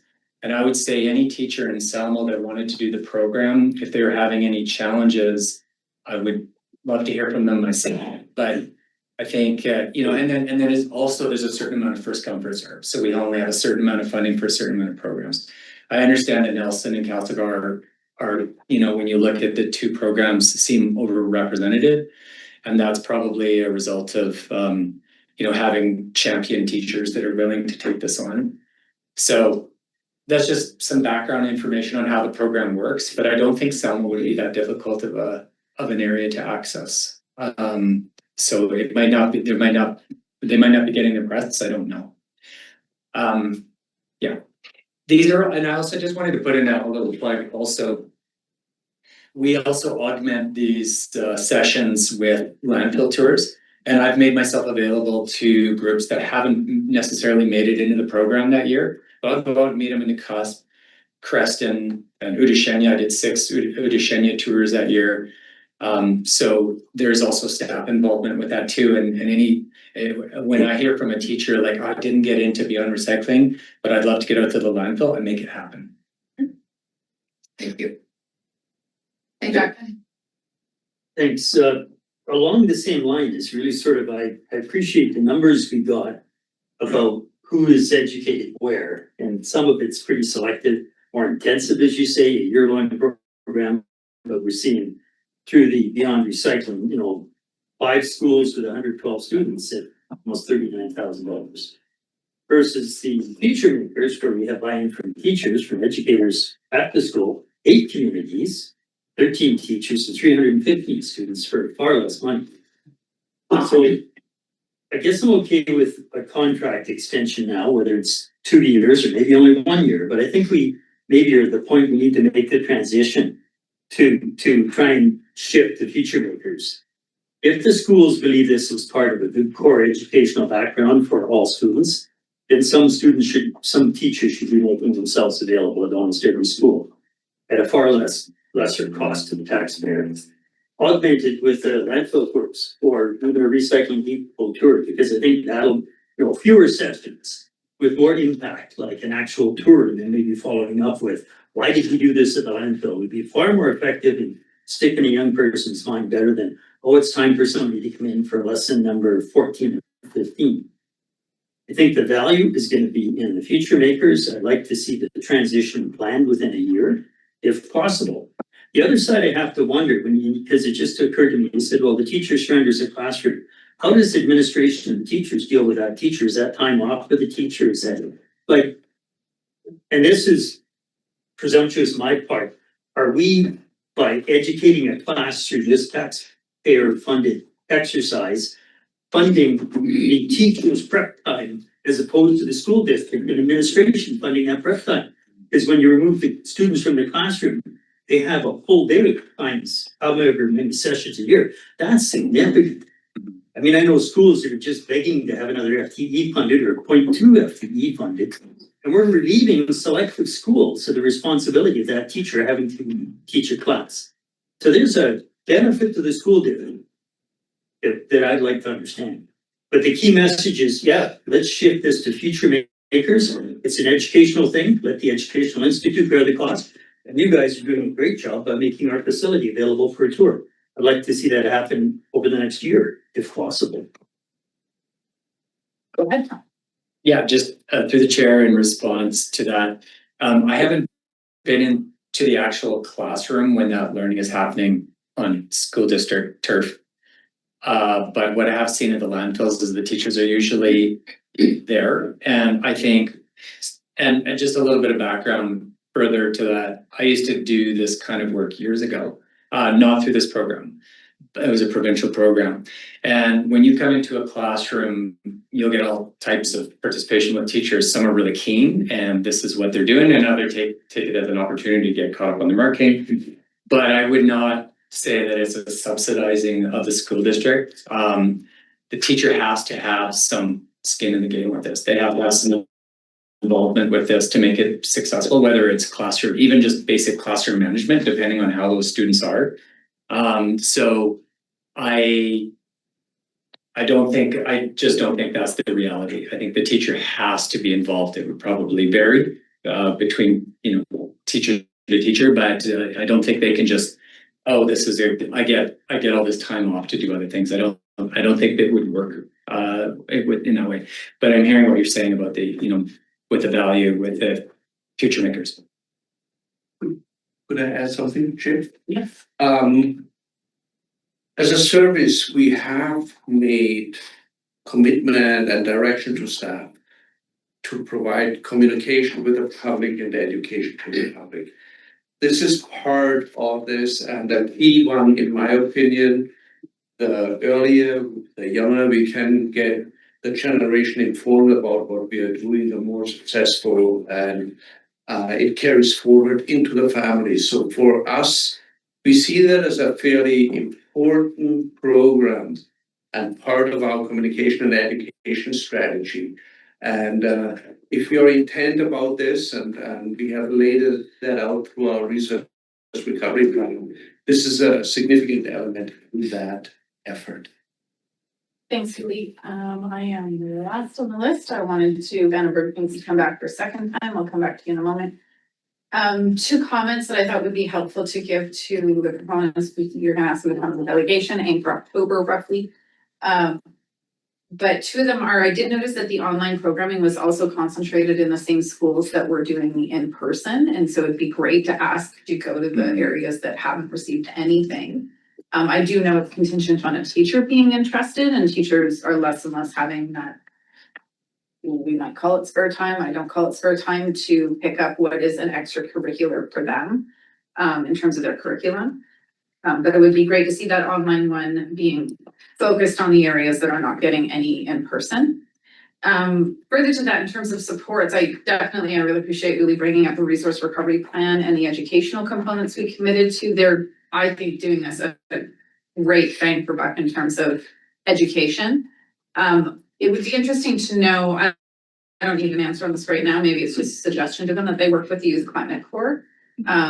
And really start engaging the other players in the field of youth and climate and impacts, especially when we have systems they can use as part of that conversation, such as the landfill or recycling.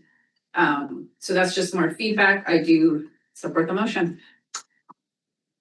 Also noting that it only went up very less than CPI, so I did know the increase was quite small, but appreciate it.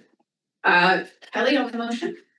Sorry, Madam I Clerk, on didn't the know that motion? the motion was tabled, and that's fine. I guess I didn't understand, is this already in the budget or is this an extra ask? Is the question that I have, and I wouldn't be agreeable to a one-year extension. I do like the idea of coming back to us in a year with the opportunity to assess future makers transition as part of the program. So that'd be my final comments on it. Is this already in the budget? Through the chair, yes, it is. It is an ongoing program for close to probably over a decade already. 17. Sorry? 17. Since 17. So 17 years. Oh, yes. Okay, so almost 2 decades. It is in the budget and has all along. We can bring it up as part of the budget discussion if that is the intent, or if it is about reviewing the program, we can invite one of the coordinators of that program to a future joint research recovery committee. Good. Okay. All those in favor? Well, sorry, what's the motion? So motion is in your agenda. It was moved at the beginning, so that the board approved. No, it was moved. It was moved. It was seconded. For 2 years. Read the motion. It's as is. No, I thought we were talking amendments and what have you. No amendments were accepted. There was no amendments made. Are you good, Director? No, do you want me to read it? No, I'm good. I just got lost track of exactly where we're at. No, I'm. All those in favor? I'd like to amend. Really Just to unfortunate. remove, pardon me, Go, yes. just to remove the optional one-year extension. So I'm good with the 2-year commitment, but the removal of 1-year extension. I believe we have to offer that, don't we, for contracts? So the amendment is to remove a 1-year extension with a cost not to, or just the 1-year extension. That's your amendment? Yes.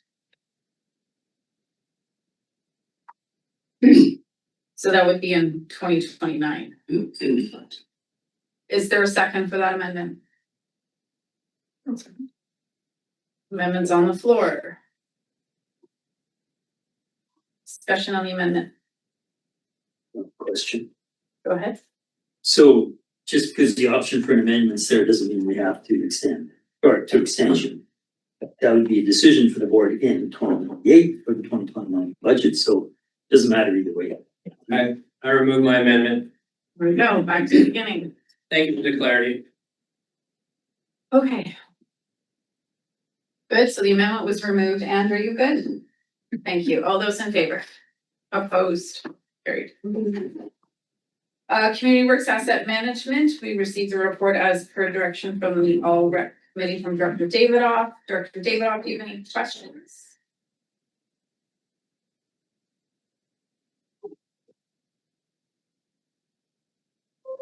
You can unmute Director Davidoff, go ahead.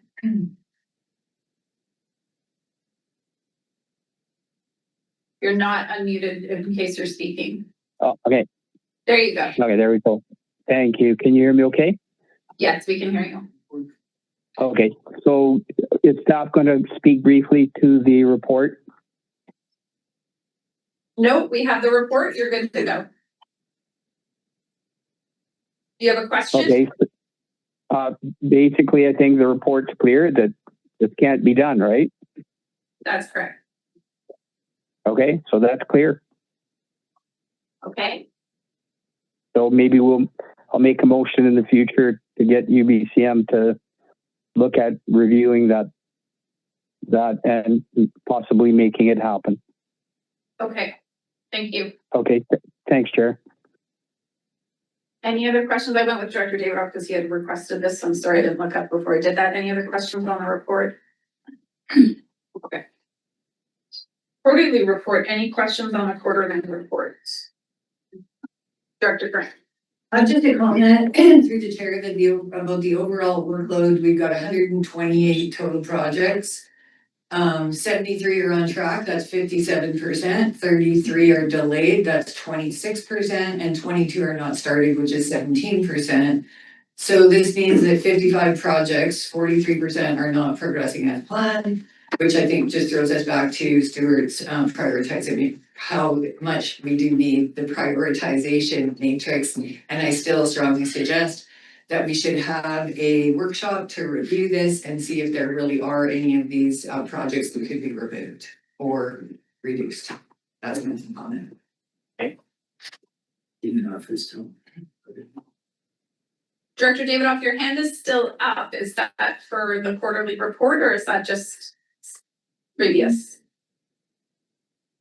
Thank you. Lockwood, go ahead. This is just a comment that, because I've sent it in to Mike, is that when you do look at the reports, that where it says the approving area, it's very confusing how it's all organized. So I'm not saying anything here. I've just put it forward that it would maybe make it more easier to read, that it actually says, when it says Salmo and area, I'm just using that it's Salmo Area G, or because one time it will say Kootenay Lake North, Kootenay Lake South, like what does that mean to people? Okay. So I'm just saying that I put that information forward to him. Thank you. Okay, Vandenberg? Just wondered, because we have talked about this, what is for the staff's discretion? Where do you understand this to go? Is this matrix going to come to us as individuals? Is there thoughts? We're not talking about the matrix right now. Pardon me? We're not talking about the matrix right now. We're talking about the quarterly report. Right, thank you, I'm fine. CIO will update us on that at that time and when he All right. gets his report so we can ask questions then. Okay. Good. All right, Village of Nakusp, you have a fire protection agreement. We do have staff in the room. If you have any questions, are you ready to make your motion? Director Zelznick, over to you.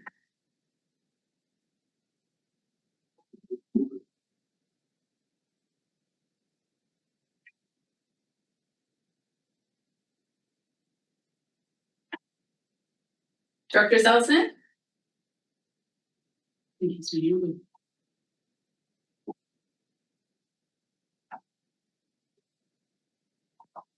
Can you hear us, Director Zelznick? Yes, sorry about that. No problem. I'm just gonna get to the recommendation here. Oh, man.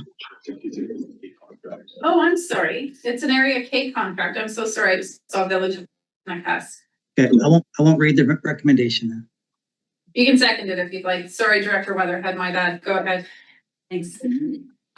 Although weighted that the board authorized a 6-month extension to the existing fire service agreement from June 30th, 2026 to December 31st, 2026 with the Village of Nakusp to allow completion of negotiations for a new 5-year agreement, so on and so forth. Do you second that, Director Zelznick? Yes. Thank you. I'm sorry, Director Weatherhead. Discussion.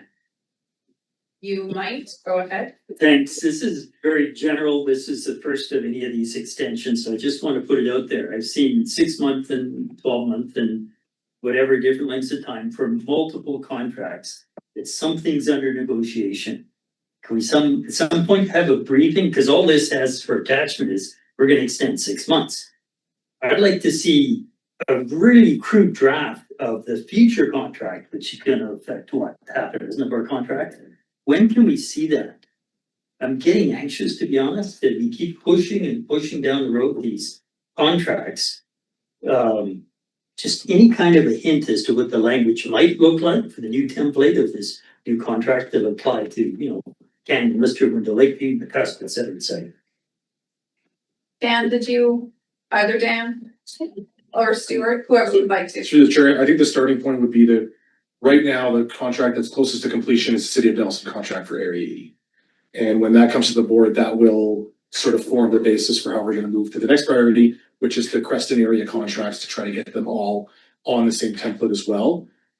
These ones are gonna be the next priority, but I assume that as we start moving these along, it should be easier because we'll have a good starting point from which to work from. But the City of Nelson one, which will come to the board, I'm not sure if, I don't wanna speak out of turn, so I'll let Dan answer that one, and maybe Gabby's been working on it. But that'll be the first time that the board will get a chance to see the kind of template we're working on. Dan, go ahead if you have any. Yeah, through the chair, I mean, same as CEO Orr, there are different reasons for each of the contracts why they're a little bit delayed. These ones in particular were only extended for 6 months. I only noticed it last month because I was in my role at the time. All the other contracts have been extended a year in order to give us a little bit more time to understand them and negotiate them. I'm still catching up into the agreements, so as soon as we have something, we'll be able to share what we're getting. And CEO Horn is right about the Nelson contract being one of the first ones. And I forget, it was somebody who was sitting here, but there was a director motion to have something come back with that in the fall, I believe. So it should be by the end of the year. So, yes. And I think through the chair, one of the things we've got to be mindful of is all of these contracts expire at the exact same time, which was the problem to begin with, is that we had 6 contracts come up on expiry, and we're trying to juggle that in a 6-month period to get them renewed, and that's why they've been kind of kicked down the road, not to mention the changes in leadership in the fire services department. So that's something that we're gonna have to watch when we renew them to try to stagnate them so we don't run into this again. Okay, I just wanted, Director Zelznick, you're unmuted. Did you want to speak to this specific contract or just, are you good? No, I was good. I was just ready if I had to say something. I was just unmuting. Great. So we do have a motion that's specific to NACAS contract. Is that what you're going to speak to? No, it was just specific to contracts. The New Denver contract has expired a long time ago. Where are we at with that one? And that's through the chair to Dan Sigmund. Through the chair, the New Denver one was extended to the end of this year as well. Okay, thank you. Okay, so for NACAS, are we all in favor? Teresa Weathers, yeah. Thank you very much. Anybody opposed? Okay, great, thank you. Fire protection, Village of Summit. Okay, I'm gonna confuse you all now. And staff knows about this already, but I'm sorry, Angela, I didn't tell you. We did extend it at this board in November 2025 for 6 months. The Village's Salmo Council extended it for a year. And then staff changed over in last year, so it didn't happen in those 6 months. So this is asking for a 12-year instead of 12 months. Instead of rescinding that last motion, I'm going to change this motion to read 6-month extension from July 1st to December 31st, 2026. Okay? Okay, so it's a motion you're moving. So the board authorized a 6-month extension to the existing fire service contract from July 1st to December 31st, and the rest is the same. Okay, great. Second. Thank you, Graham. Discussion? Cunningham? Thank you. With the previous contract for Area K, this reads almost the same, but the director for Area K moves that. Doesn't matter. It's just very curious, strange, but I'm used to it, that kind of thing. Director Lockwood had an amendment, so instead of going through the amendment process. Okay. On the motion, do we have any questions? All those in favor? Opposed? Very good. Okay, 5.4.3. This is a CASLO agreement. I know you've been working very hard on it. I do not have my colleague from the Village of CASLO here, and I have quite a few questions. I know you got them. I would like to refer this to our shared services, just because Mayor Hewitt is not here. Second referral. Okay, I first just wanted to check in with Dan and Dan if that was okay. If there was any, I know time constraints are probably not there because I know you've been working on it for a while. Yeah, through the chair, if that's what you wish to go with that. It'll be August 17th. That's no problem. Okay, so I move referral to North Whitney Lake Shared Services. Second, thank you. On referral, any questions, discussions? Thank you. All those in favor? Opposed? Carried. Can I just note, Ange, that we will then hopefully get those motions at the board 2 days later, 3 days later, to just hold it a section. Okay, and the next one, 5.4.4, also for Area D, Largo Valley Community Center. I move that the board approve the RDCK enter into a lease agreement with Largo Valley Community Center for the first responder vehicle. Second. Thank you. Discussion. You guys are all good with this? Just checking in. I know they did the contract when I first saw it. I thought that's so strange. It's such a different contract, but it's their contract to us. That's correct, yeah, and we went through our contract administrator, these hard requirements. Okay, great. Thanks for doing that. Further discussions? Yes, kind of. Yes, what is the amount of the contract? I'm sort of curious. The amount of the lease agreement. I believe it was 2,500. It's 2,400 a year, it's 2,400 a year. If we approve it now, then it will be 1,200 the rest of the year. Okay, thank you. Through the new Area D first responder service. I had a question. This refers to 10 years. I know some of the others were 1 year, 5 renewals, but might have been 6. Is this should this be 5 years? Through the chair, sure, we can't enter into a contract longer than 5 years. And the one that's referred, it also has 1 year plus 5 years, up to 5 renewals. So when you read it. It's part of the reason why I referred it. Perfect. Yeah. But this particular one, I would propose to move it to 5 years. I'll take that as a friendly amendment. And you got that? Thank you. Thanks for pushing that. Further discussion. All those in favor? Opposed? Carried. Okay, we have a financial plan amendment for fire services, areas E and F. Who would like grant? That one. It was a throwback to a ready grant that didn't work out, that they were approved to use it for another purpose. Okay. Newell, do you second that? All right, discussion. All those in favor? Opposed? Carried. Okay. Wendell Lakeview Alternative Water Supply. I'll move that recommendation. Do we have a second?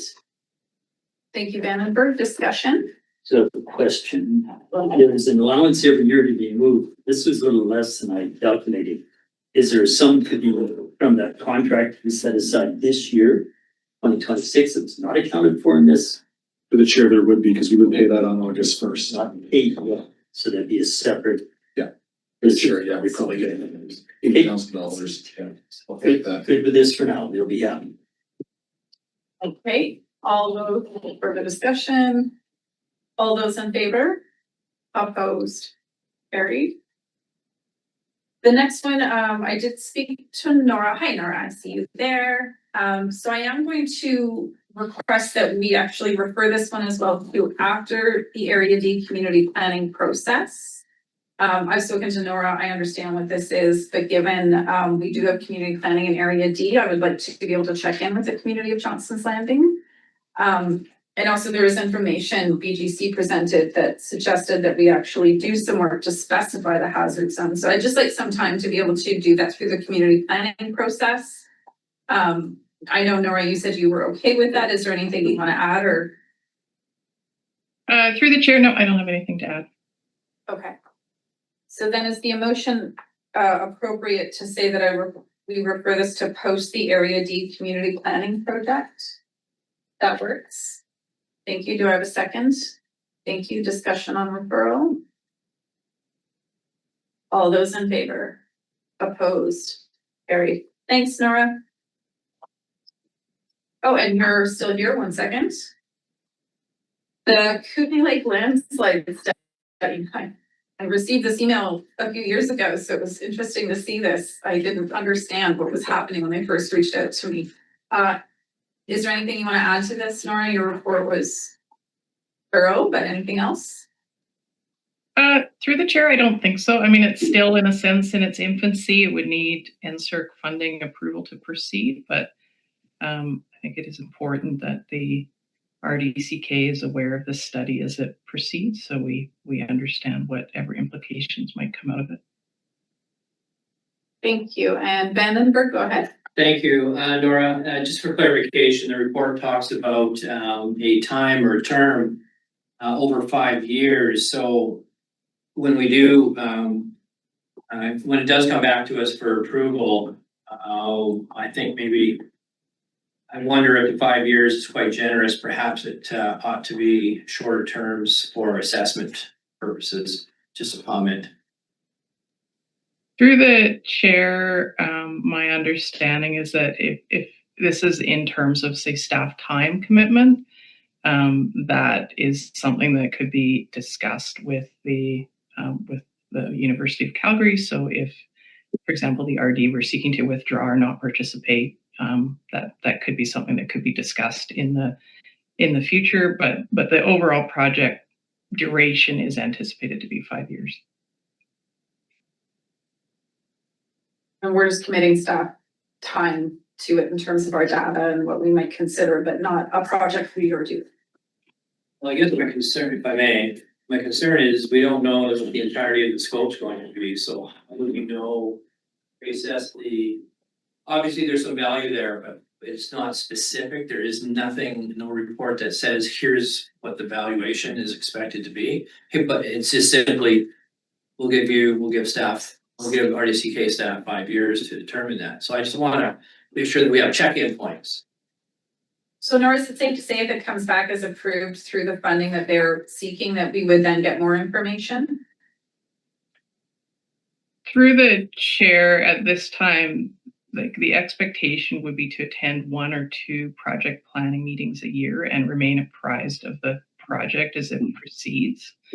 And be a conduit, obviously should the RD determine that's appropriate, but be a conduit for project outputs to potentially share them with community. So that when there is new information available potentially on landslide susceptibility, as the local authority, we're able to direct project partners to the right outputs to share that information. Thank you. Director Cunningham, go ahead. Thank you, through the chair. Nora, you said University of Calgary? Through the chair, that's correct. University of Calgary is the project lead. Okay, and how do they get paid? Or how are they paid? I don't know that Nora has that info. Oh, okay. I was just wondering, also, we've been in staff time, and the main work is being done by the University of Calgary. Is that my understanding? Yeah, through the chair, the project is being led by the University of Calgary. There are other project partners identified in the board report that will be providing technical expertise or data. But in the case of the RDCK, it will be a fairly limited involvement, but will ensure that we are apprised of this project as it proceeds and how outputs could inform landslide susceptibility in the RDCK. Very good, thank you. I think that's an important thing to do. So in fact, our contribution is fairly small for the benefit that we as an area are getting out of it. Thank you, I appreciate that. Oh, yes, go ahead. Thanks. Was going to could speak to first. Insert is federal money to university grad students, oversight professors. We're using it on the geothermal. We get a couple $100,000 value. It's like the National Science and Innovation Research Council or whatever. They fund a lot of university level things that help locals do the science and analysis on projects like that geothermal.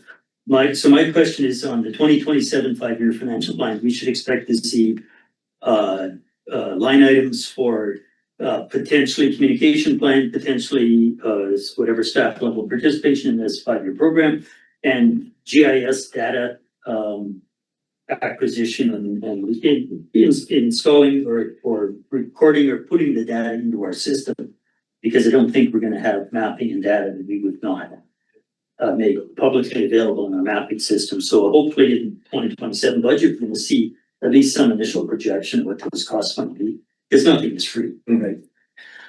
And whether or not then there's a portion of this major grant funding to pay for some of that, as opposed to us paying for it through property tax.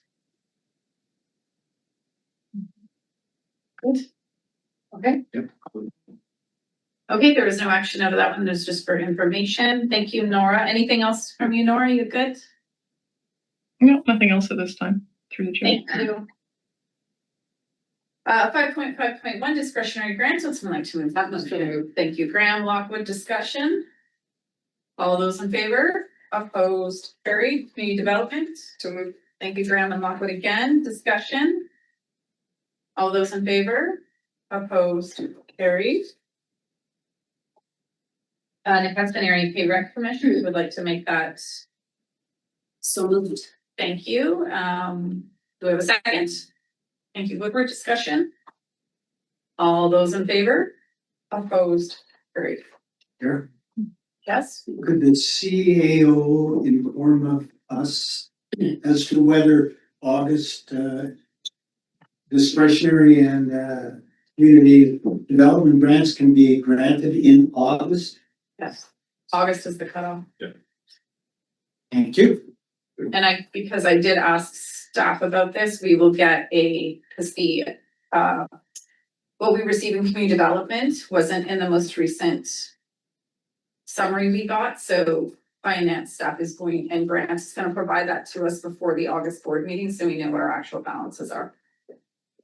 I hope you guys were on that one, you knew that. Okay. Thank you. Chair and CAO report. CAO, do you wanna go ahead? Sure. Through the chair, the first thing I want to mention is that as was done before the last election, the city of Castlegar is hosting a pre-election workshop for people that are interested in local government office and may not have run before. So it's kind of what you're going to be doing in local government office 101. It probably will have a little bit more of a municipal lens for those that might know people that are looking to run in the rural areas, but it is open to anybody in the area. It is online as well. It is Tuesday, August 18th. I believe it's 6 p.m., but it's posted on the city website. It's posted on the city's Facebook page. But if you do have people that are wondering what life is like in local government, it's a good place to start. Just for that. Yes, Director Wood. I just want to say I took that 8 years ago and it was super useful and it really actually broke. People went to that and then definitely people moved forward and some people were like, that's not for me. So it was very, very useful. And the second item I had was the prioritization matrix. I've never received such a broad spectrum of feedback on a document ever in my entire life. There were numerous directors who said it's perfect as it is, just leave it. There's other directors that said, we don't need this, why are we bothering? And everything in between. So I honestly don't know where to go with this. So based on some of the feedback that I got, and then some of the comments that come out of the quarterly report, I actually think I might present a second option. I'll present some of the feedback in a report, probably in September, that shows just the breadth of it and some of the comments that were made. But I also want to present an option around beefing up the board report template. And the goal there would be not about prioritizing work, but about, do you want to do it or do you not want to do it? Because the prioritization matrix, to Director Graham's point, isn't going to solve the fact that 43% of the projects are either not started or stalled. It'll just be, the 43% will be different projects than they are now, because they're just going to be prioritized differently. So it's not going to change the workload. So that's what I'm going to do is I'm taking a look at the board report, because some of the feedback that I got was about core service, discretionary work. Why are we doing this? It wasn't, where does this sit on the priority list? It was, why are we doing it at all? So those are the options that I'm going to bring back in September. And the reason it's September is because as of the end of the day today, I am off for 3 weeks. And I'll send you an email on coverage and things like that. So that's it for me. Lockwood. I just want to say, wow, you got that much feedback. Yeah. And all the other things that we sit here and debate on multiple times, and we get 1 to 6 people feedback. So congratulations. It's a hot topic. It's a hot topic. Other questions for the CAO? Andrew. Oh, yeah, go ahead. And just to share one more thing that Andrew reminded me of, our general election webpage is up. So all the information that candidates might need through the regional district is available on our website now. Oh, and election workers. If you know anybody who wants to work a poll, send them our way to the RDCK website, and they can sign up to be an election or election worker rather. And I believe they should not be a candidate at the same time. That would help. Okay. Rural Affairs Committee, Jack. There are a lot of these. I'm gonna try and block some of them, see how it goes. So, as usual, the Rural Affairs Committee delegated authority to receive delegations on land use issues, whether it's applications or things taking action because of what land user is doing. Yesterday, we had delegations on item 7.3, Traxel, 7.5, Bachelor, 7.6, Lukianov, and 7.7, Hushcroft. Lukianov, I'll get that. So I would like to move most of these as blocks. The first two, items 1 and 2, electoral areas B and C respectively, are building bylaw contraventions where we're directing corporate officer to file notice on title as described. I'd like to move those as a block. So items 1 and 2 as a block, seconded Vandenberg, discussion.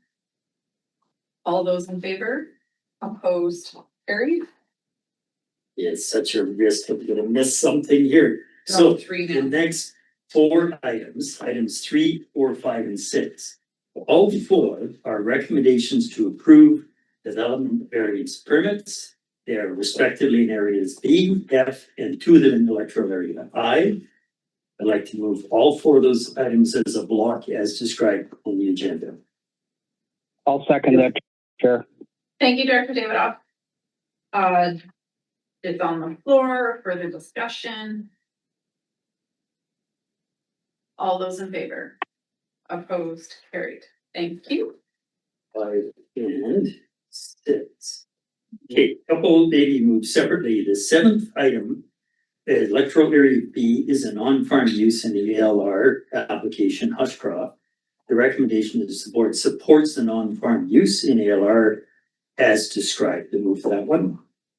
And Tierney, discussion? All those in favor? Opposed? Carried.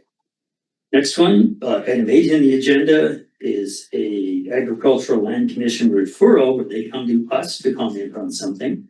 I will move that the board support the application for a proposed subdivision in the ALR as described.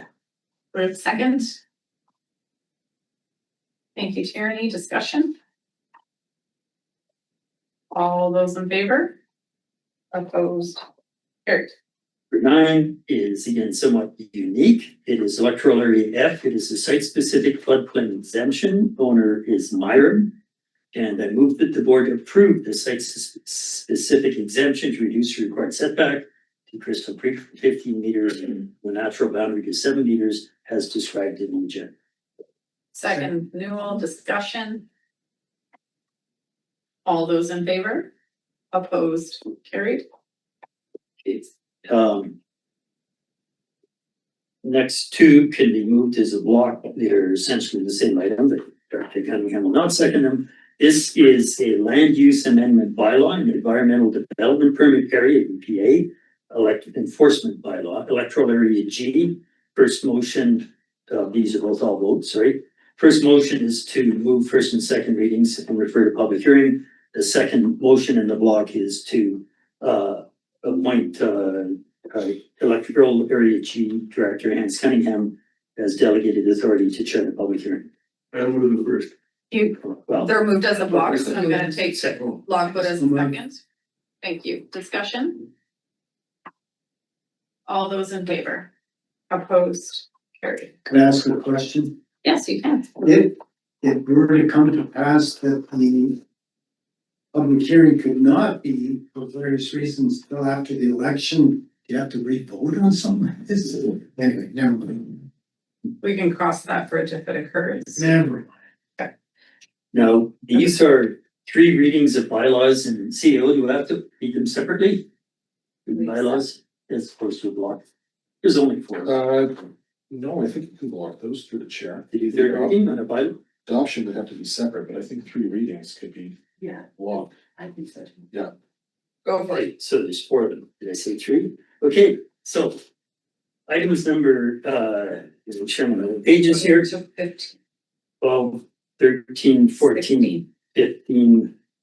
Sorry, items 12, 13, 14, 15. And 16 as a block. So these are all land use amendments for zoning and or comprehensive land use bylaw amendments, text amendments. We give 3 readings in each of areas A, B, C, D, and I as indicated on the agenda. Do we have a second? Thank you, Amber. Discussion? All those in favor? Opposed? Carried. So You more, the you go. next ones are all community works applications. So this is items 17 through 24. Make sure I'm on the right numbers here. Yeah, missed one coverage here. Oh, did I? I just touched. You did. The corner of my computer as I shuffle the pages. 12 to 24. No, 12. No, sorry. 17. 17. They are all community works funds applications as a block. Thank you. Moved and seconded. Newell, discussion? All those in favor? Opposed? Carried. And we finished that meeting with almost an hour to spare yesterday. Did we really? Okay. 7.1, Dr. Vandenberg, you have a motion. Go ahead. Thank you. All vote that the board send a letter of support to the West Crescent Community Hall Society for their fundraising efforts towards the completion of the West Crescent Community Fire Hall project. Second Tierney, thank you. Discussion? All those, Newell? Do we? Do we what? Support? Well, if you vote in favor, give you. No, but through time, I know it's been complicated and this and that, but we basically continue to support the concept. I think there's been about 700,000 in funding we've provided, so I think for sure we support it. Good. Just Plus the time and effort of and staff. Thank you. All those in favor? Opposed? Carried. Just a good question though, Joel. Are we writing a letter? Do we support it? Director Cunningham, 7.2. Yes, okay, I propose the following resolution. That S215 Selma Wellness Center, $10,000 be withheld pending receipt of a report similar to that required by S113 and S192. That being the regional district requirements plus a strat plan, because I have not received one in over 10 years. You're adding a strat plan? Yes, yes, just, I thought I'd elucidate, because tell why we're held pending or being held. Pending receipt and that being the regional district requirements, plus the requirement for a stat plan to find out what's happening with the money. Is there a second? I'll second for discussion. Thank you. I do have a question. The requirements being added to this are beyond what staff would be doing, so who will be tracking this? Generally be the director. Will you be Yes, the tracking this? director will definitely track it. Fabulous. Okay, that was my question. Sorry, and I went right first. Lockwood, go ahead. Thank you. I would like everybody to know that the Salmo Wellness Center was built for Salmo and area residents, and there's 3 doctors. A lot of fight to be able to get 3 doctors in there. Not a lot of conversation from Area G, and the $10,000 goes towards keeping that building going, which is a brand new building in 08. And it is to be able to support continuing doing that. And if this is going to happen, I'm not sure how you make a strat plan for a clinic. Because the clinic is to take care of people. Which is, do we go back to them and say, yeah, no more Area G residents come to the clinic?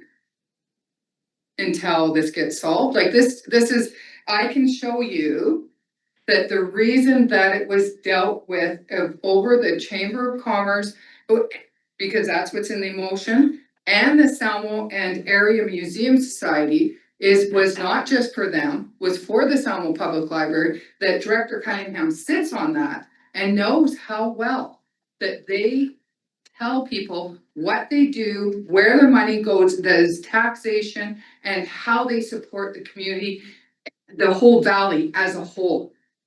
And so to make everybody in Salmo and Area G acceptance of where their money is going, their taxation that is asked continuously by Salmo and Area G residents to myself and my council, not sure if it's to Director Cunningham, want that fiscal responsibility and want to know where the money is going.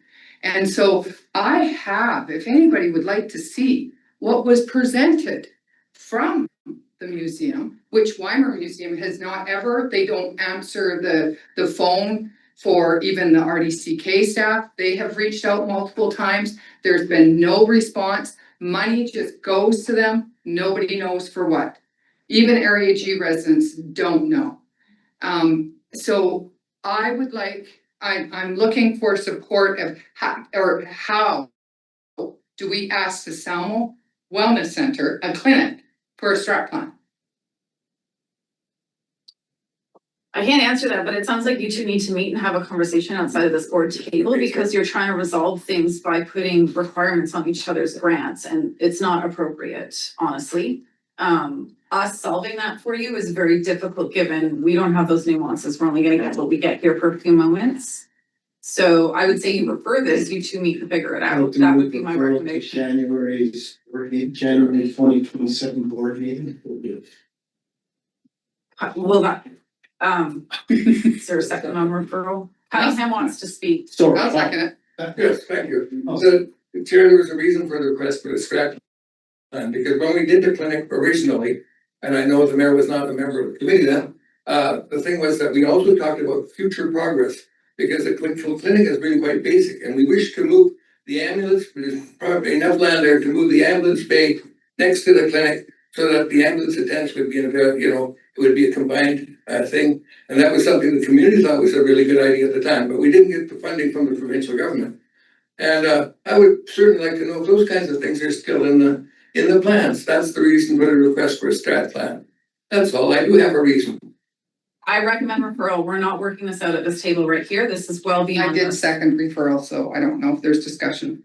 As soon as he put it, I said second. I know we held it because Cunningham wanted to speak, so go back to your referral, Director Newell. Yes, I'd like to move referral, and usually with referral, we give a specific date. And with the election, everything's more complicated this year, and I thought the new directors could work it out, because we're already through this year, just about. So, and probably it's already been paid, because everything's paid in August. So I suggest that this motion be referred to the January meeting, 2027. Refer to January 2027. Is there a second? I seconded. Okay. So on the referral, not the details, any discussion? All those in favor? Opposed, carried. Is it necessary if it's about this, then no? Very quickly, so the board knows, is that we are working with the ambulance to actually Okay, great. help That's them. not what we're asking you for right Nope. now. You guys can work that out. I'm not looking for us to get into details. That was the whole point. Go and meet together. Director Graham, rank development at Morning Mountain.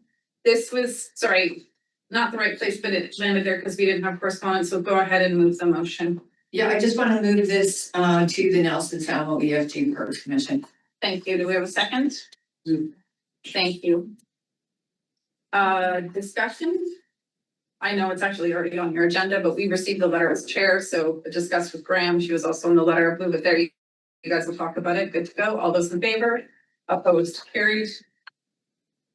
Thank you for information on the consent agenda. Is there anything in 8.1 that would like to be pulled? What would you like to pull? 8.1.5. Okay, that's Jackman. Yeah, okay, we're not there yet, but thank you. Anything else on 8.1 to be pulled for discussion? Okay, FYI, before you get into it, I have about 5 emails and a good novel with Tom Doolin on this one. Go ahead. This is just a question on the minutes and not the content of what they're discussing. So lots of other questions there. The minutes indicate there's a Steve Morrison representing RDCK Village of Warfield on the building. I So didn't see that. I don't know if this is just something that's been, how many meetings have they had and how many times have I read this? But if Tom or somebody could please go back to their chair, who I believe is Councillor Wachtenberg. That's kind of disrespectful. Thank you. 8.1.5. I'm gonna opt not to get into everything I discussed with Tom Jewell, but note the terms of reference for this committee to be reviewed. Number one. Number two, we anticipate BC Transit presenting to the West Transit Committee, which is our governing committee. And I'll just leave it there. Sorry, Tom, I know we had time to talk. We're not gonna talk about it right now. We're good. Thank you for coming in. Thank you. Thank you. I would eat it. Way easier than your emails. I haven't read them all, but thank you. Oh, you think so? 8.2, we do know Director Davidoff, you likely want to pull 8.2.3. And does anyone want to pull 2.1 or 2.2? Okay, so Director Davidoff, do you want to pull 8.2.3? Give him a minute, because he's on the landline.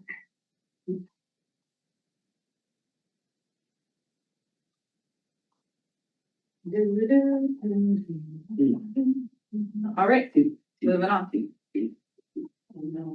Accounts payable, any questions, Graham? Thank you. Just one, I noticed that the employees and directors report was just completely missing. So I didn't know, is that an oversight? Are we changing the AP?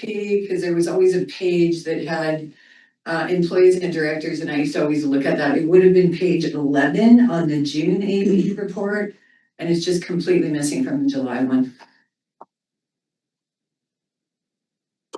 Through the chair, I don't know. I'd have to ask Jeff. Is he up there? I'll be at his desk. Yeah, he's there. Yeah, through the chair, thank you, Director Graham, for bringing that up. I don't have an answer right now. I will go back to AP, and if we need to amend the report, we'll bring it to the August board meeting. Good. Don't go anywhere yet. Jackman has a question. Go ahead, Jackman. Yeah, I try not to do this, but there were 19 payments to the city of Nanaimo totaling 6,600 and change. Is that a leftover from consulting from their people for, and we did the organics? There's also another repeat one, Riverside Farm got 6 payments totaling almost $12,000. Yeah, So curious if these contracts. Yeah, through the chair, Riverside Farm, that's a local contractor who does all of our outdoor maintenance here at head office, as well as all of our bus shelters. Okay. Nanaimo, yeah, but I don't want to speak out of turn. Do you remember that one offhand? I know that it's been asked before. I feel like it's something to do with fire services. Go ahead, yeah. Sorry, through the chair, no, I don't have a concrete answer on that right now. Yeah, through the chair. I do think in Nanaimo's fire training, I think it's the testing they provide evaluators for our fire services departments. Yeah, go ahead. Sorry. Okay, any other questions on, you have a question on accounts payable, Director Davidoff? Chair, I missed the 8.3 poll because I was pushing buttons and I wasn't getting through to you. Okay, so no questions on accounts payable. I'm just gonna finish that item. Yeah, no questions on accounts payable, just on the polling that one item. Okay, we will go back in time then, 8.2.3, go ahead. Thank you, Chair. Given what we heard today, that it's extremely important to have the LGCAP funding continue. We've had it for 10 years. The provincial government hasn't said no, but it's not in their projections, and municipalities from all over the province are writing. I would strongly, I can make a motion to write a letter to the provincial government supporting the. Just do it. Okay, motion to write a letter to the province supporting the continuation of the LGCAP funding program. Perfect. Seconded by Newell. Discussion. I think it's pretty straightforward. We got quite a few templates on that one because we've seen a few. All those in favor? Opposed? Carried. That's carried, Director Davidoff. Thank you. Thank you, Chair. Okay, 8.4 Director's Report. So we were doing the 10 and 10. So last month we did this side of the table, right? This month it's this side of the table. So we will take 10 reports. You are still limited to 2 minutes. It's not 4 minutes because you didn't speak last month. We've always skipped months. It's 2 minutes. The whole point of doing half is so that we're not taking up an hour and 40 minutes for these. So with that, I'm going to put you on the spot, Director Gordon. Nothing to report? Nothing to report. All right, Silverton, we're good. You're good. Okay. I did check. You have no fires right now. We're all good. We're good. Two that occurred are out, so we're good. Director Tierney. The only thing I'll say today is thank you to staff for reacting to questions from the public in regards to the Eric City watering meter program and getting right on it and calling a public meeting for Monday night and give the residents a chance to ask their questions rather than the rumors that are flying around. So thank you, Uli. We'll pass it on. Thank you, Director Tierney. That's Hewitt. Hewitt's not here. She's not online. Dumas. Yeah, thank you. I will just talk about Taste of Preston was our event that we had put on Canada Day. And the little bit of background of that is we are no longer doing fireworks. That's a long story. We're not going to talk about that.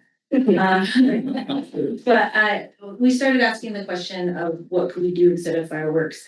And in that time that we were having those discussions, I had a conversation with one of my friends from Yakinuki and talking about Canada Day, and she had made it clear that Canada Day is something that they don't celebrate, and it's actually kind of a pain point. And so the question turned to, well, what can we do that everyone in our community would feel welcome and want to come and celebrate? And so that was last year. We started, hang your wall. You want anything done? You want anything done? You partner, hang your wall.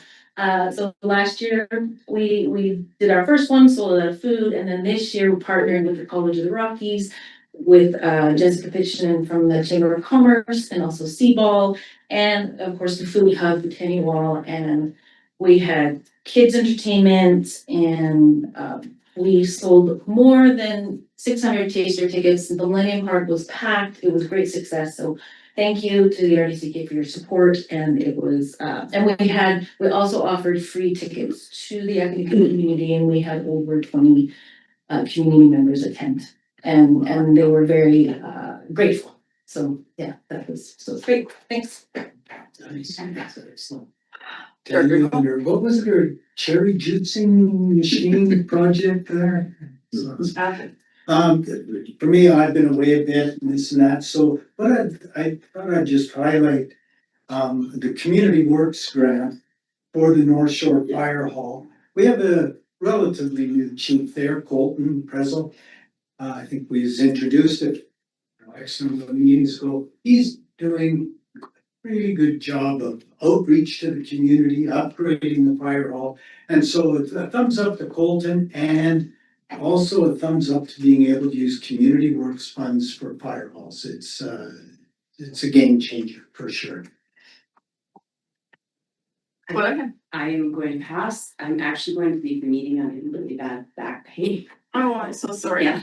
So it's just, didn't want to interrupt the meeting. Okay.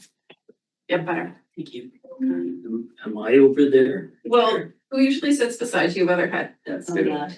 David Hoffman. Sorry. David Off. Director David Off, do you want to give a report?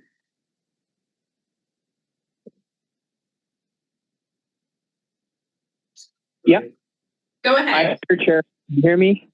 Yes, we can hear you. Oh, okay, good. Yeah, just doing a -9 or start. Okay, so again, I said yesterday at the Rural Affairs Committee meeting, it's so heartening to see farming continued and land being utilized by multiple generations. And I think that's the first one I saw with 5 generations on one parcel of land, and everyone trying to work and live together and farm. And I know we've got a couple of more coming.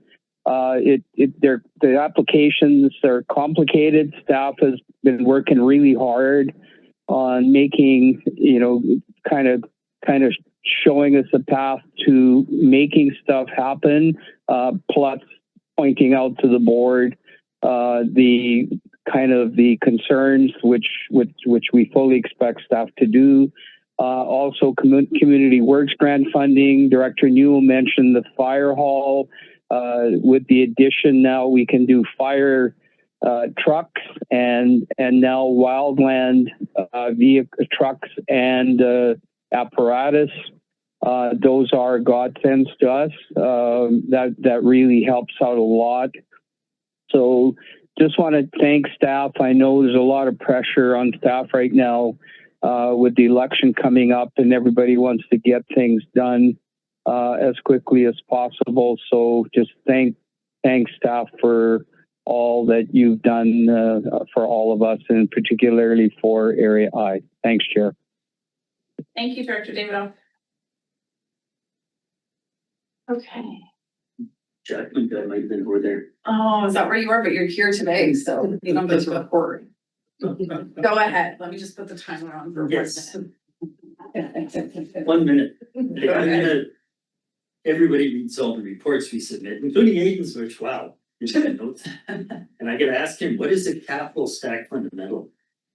Anyway, 3 things I wanted to point out that have kind of crisscrossed in our regional connectivity committee. There's lots of conversation about the future or with orbits. I noted with great interest at FCM Rogers.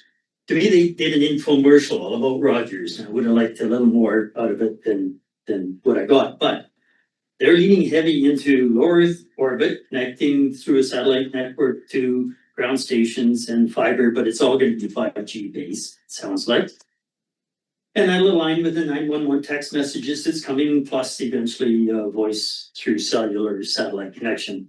And I think we got to start worrying about the 3rd and 4th generation phones that are going to be left behind, because the old cell towers are being sold off to third-party entities who may or may not have the throughput that we're used to. And I'm finding it harder, my antiquated 4G now phone, to make connections. So something I want to bring up through regional connectivity a little more. I enjoyed the offsite construction sessions at both AKBLG and FCM, and I noticed Director Hewitt, a little shout out to talk to that Jackman guy in her report.